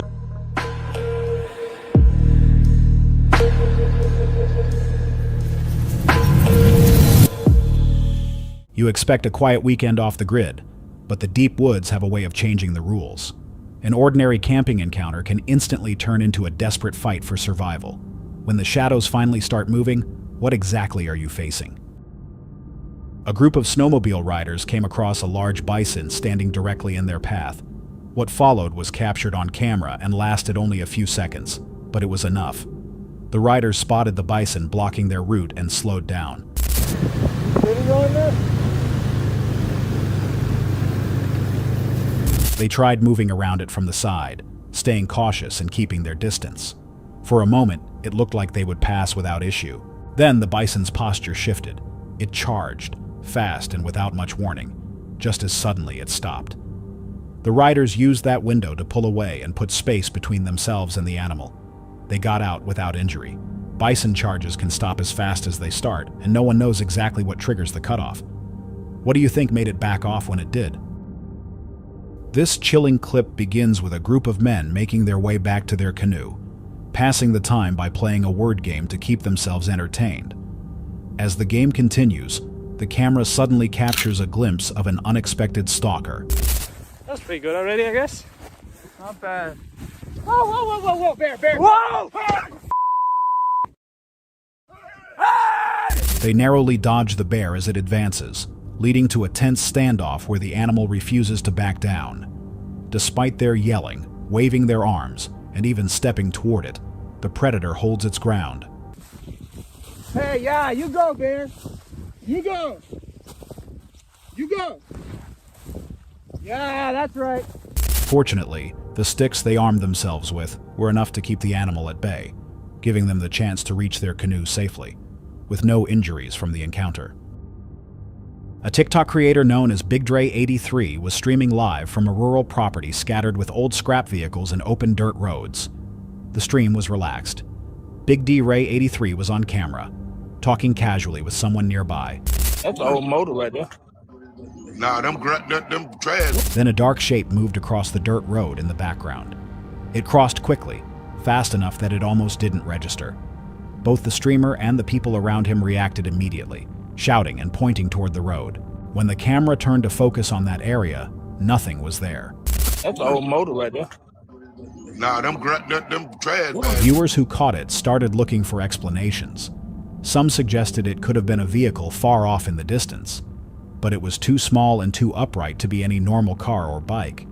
Cameras can distort shapes depending on distance and lighting, but that doesn't always account for everything the eye catches in the frame. What do you think crossed that road? A 9-year-old girl named Charlotte was on a family camping trip at Morrow Lake State Park in upstate New York when she disappeared. One moment she was riding her bike around the campground. The next, she was gone. Her disappearance triggered a massive search. Hundreds of rescuers were involved, and the case drew national attention. 47 hours later, Charlotte was found alive inside a camper belonging to a man named Craig Ross Jr., who had taken her from the park. She was rescued safely. What followed was remarkable. Despite everything she had endured, Charlotte was able to speak clearly and calmly with investigators.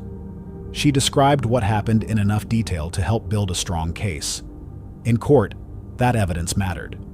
Craig Ross Jr. later accepted a plea deal and was sentenced to 47 years to life in prison. Her family has called her incredibly brave, not just for surviving, but for helping ensure he could never hurt another child again. Some survivors find a way to stay focused even under the worst circumstances, and that clarity can make all the difference in what happens after.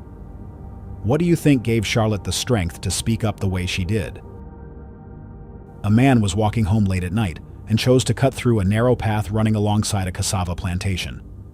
The route crossed a small bridge, slightly unstable, but one he had used before without any problems. This time felt different. Somewhere in the middle of the crossing, an uneasy feeling started to build. Feeling gua nggak bohong, gua di sini nggak mau lama-lama. Takut anjir. Lama-lama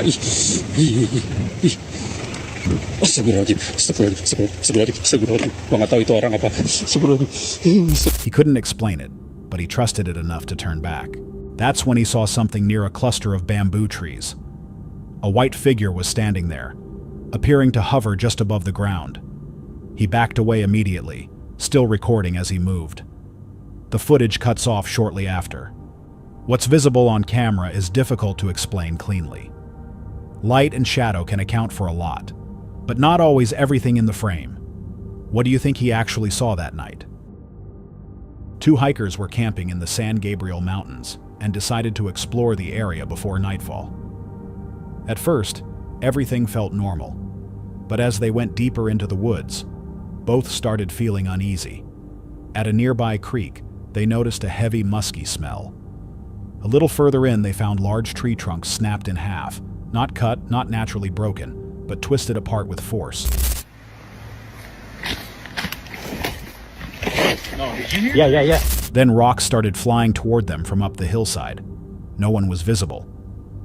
They watched the rocks land nearby and immediately backed away, convinced something in those woods didn't want them there.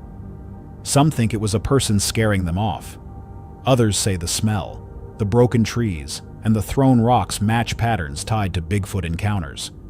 What do you think was out there with them?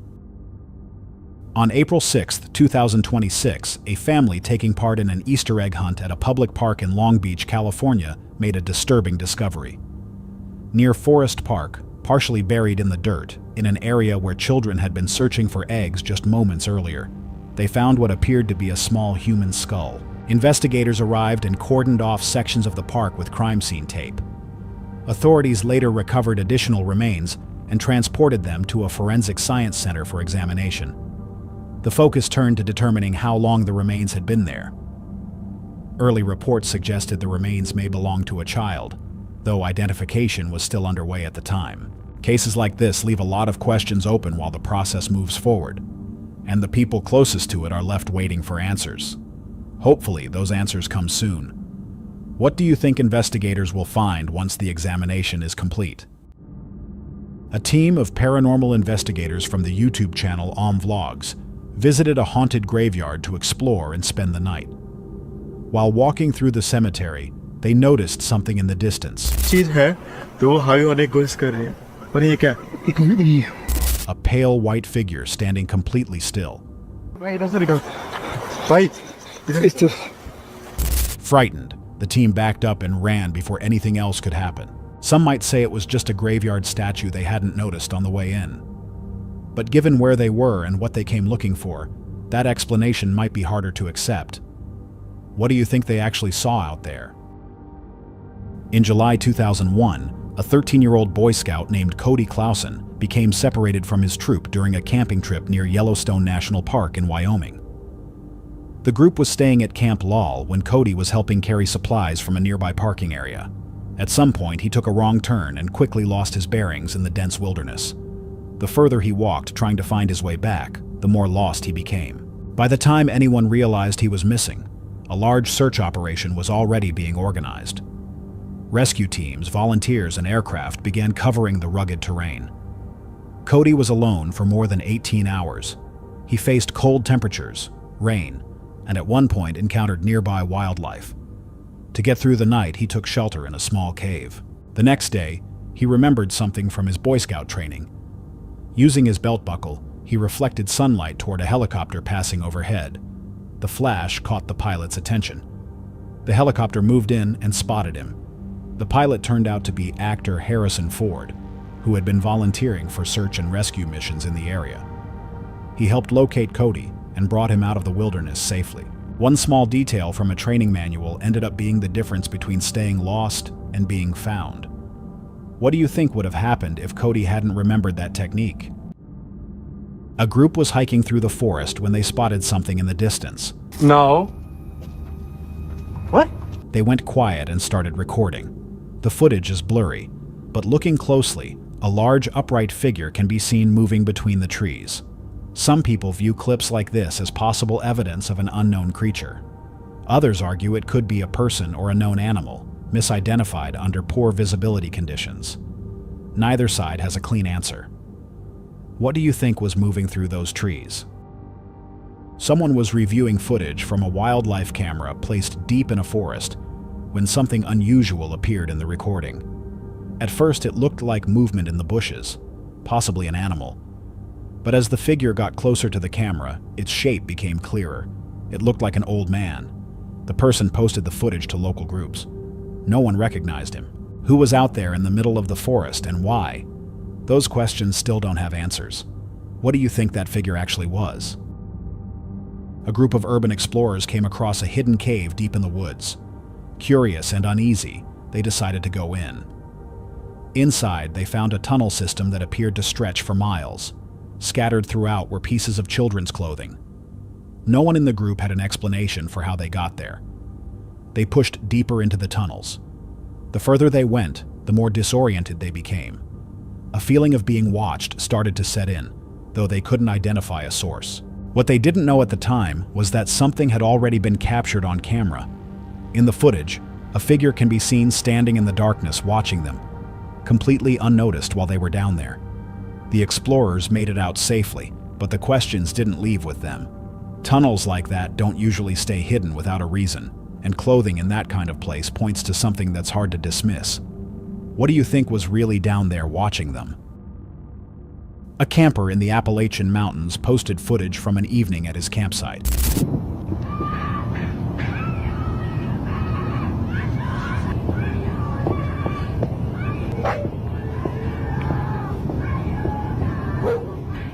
As darkness settled in, strange sounds began echoing through the surrounding area.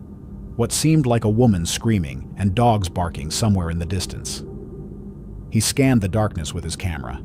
Nothing was visible. Mike!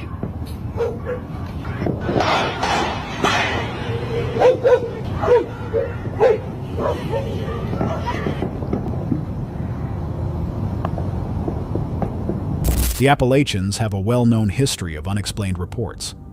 But mountain lions and coyotes are both capable of producing calls that closely resemble human screaming. Whether that applies here is harder to say. What do you think was making those sounds out in the dark? According to a Reddit user, their roommate heard loud, clear crying sounds while staying at a friend's place in the middle of the woods. It happened twice, at the same time of night, with no obvious source nearby.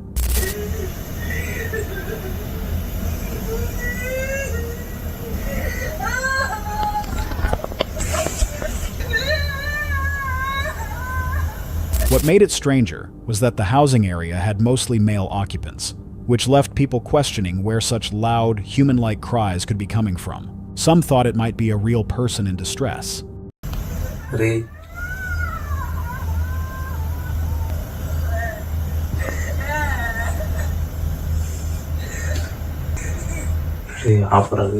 Others suggested a prank, or audio playing from a speaker somewhere nearby.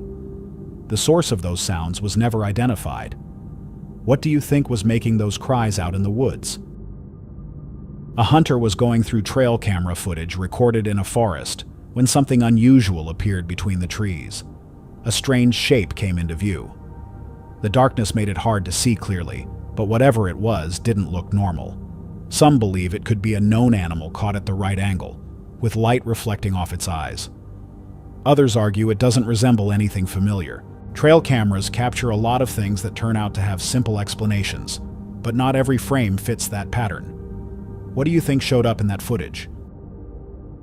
On October 8, 1976, a 16-year-old student named Teresa Trinity Lynn Gibson was on a school field trip in the Great Smoky Mountains National Park when she disappeared. She was hiking with around 40 classmates, making her way back from a trail toward the parking area. At some point, she moved slightly ahead of the group. Witnesses later said she appeared to be in a hurry to get back.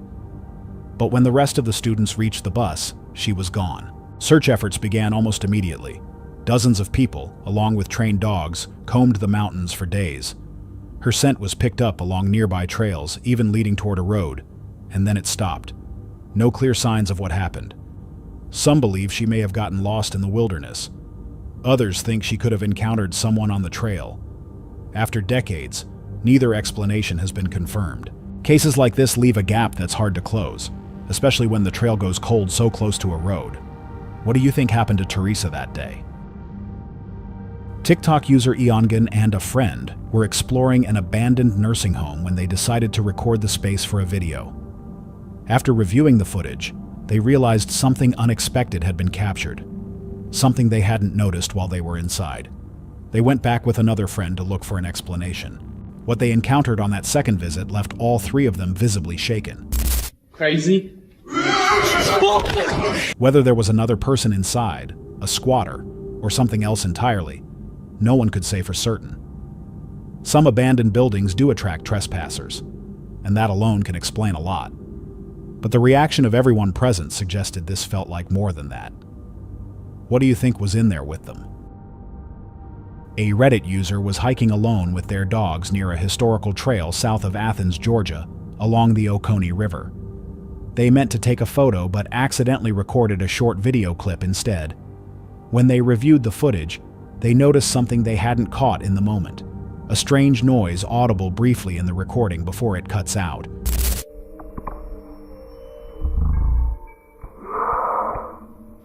The source was never identified, and the user was left unsettled by what they had unknowingly captured. Sounds that register on a microphone but go unnoticed in person don't always have a clear explanation.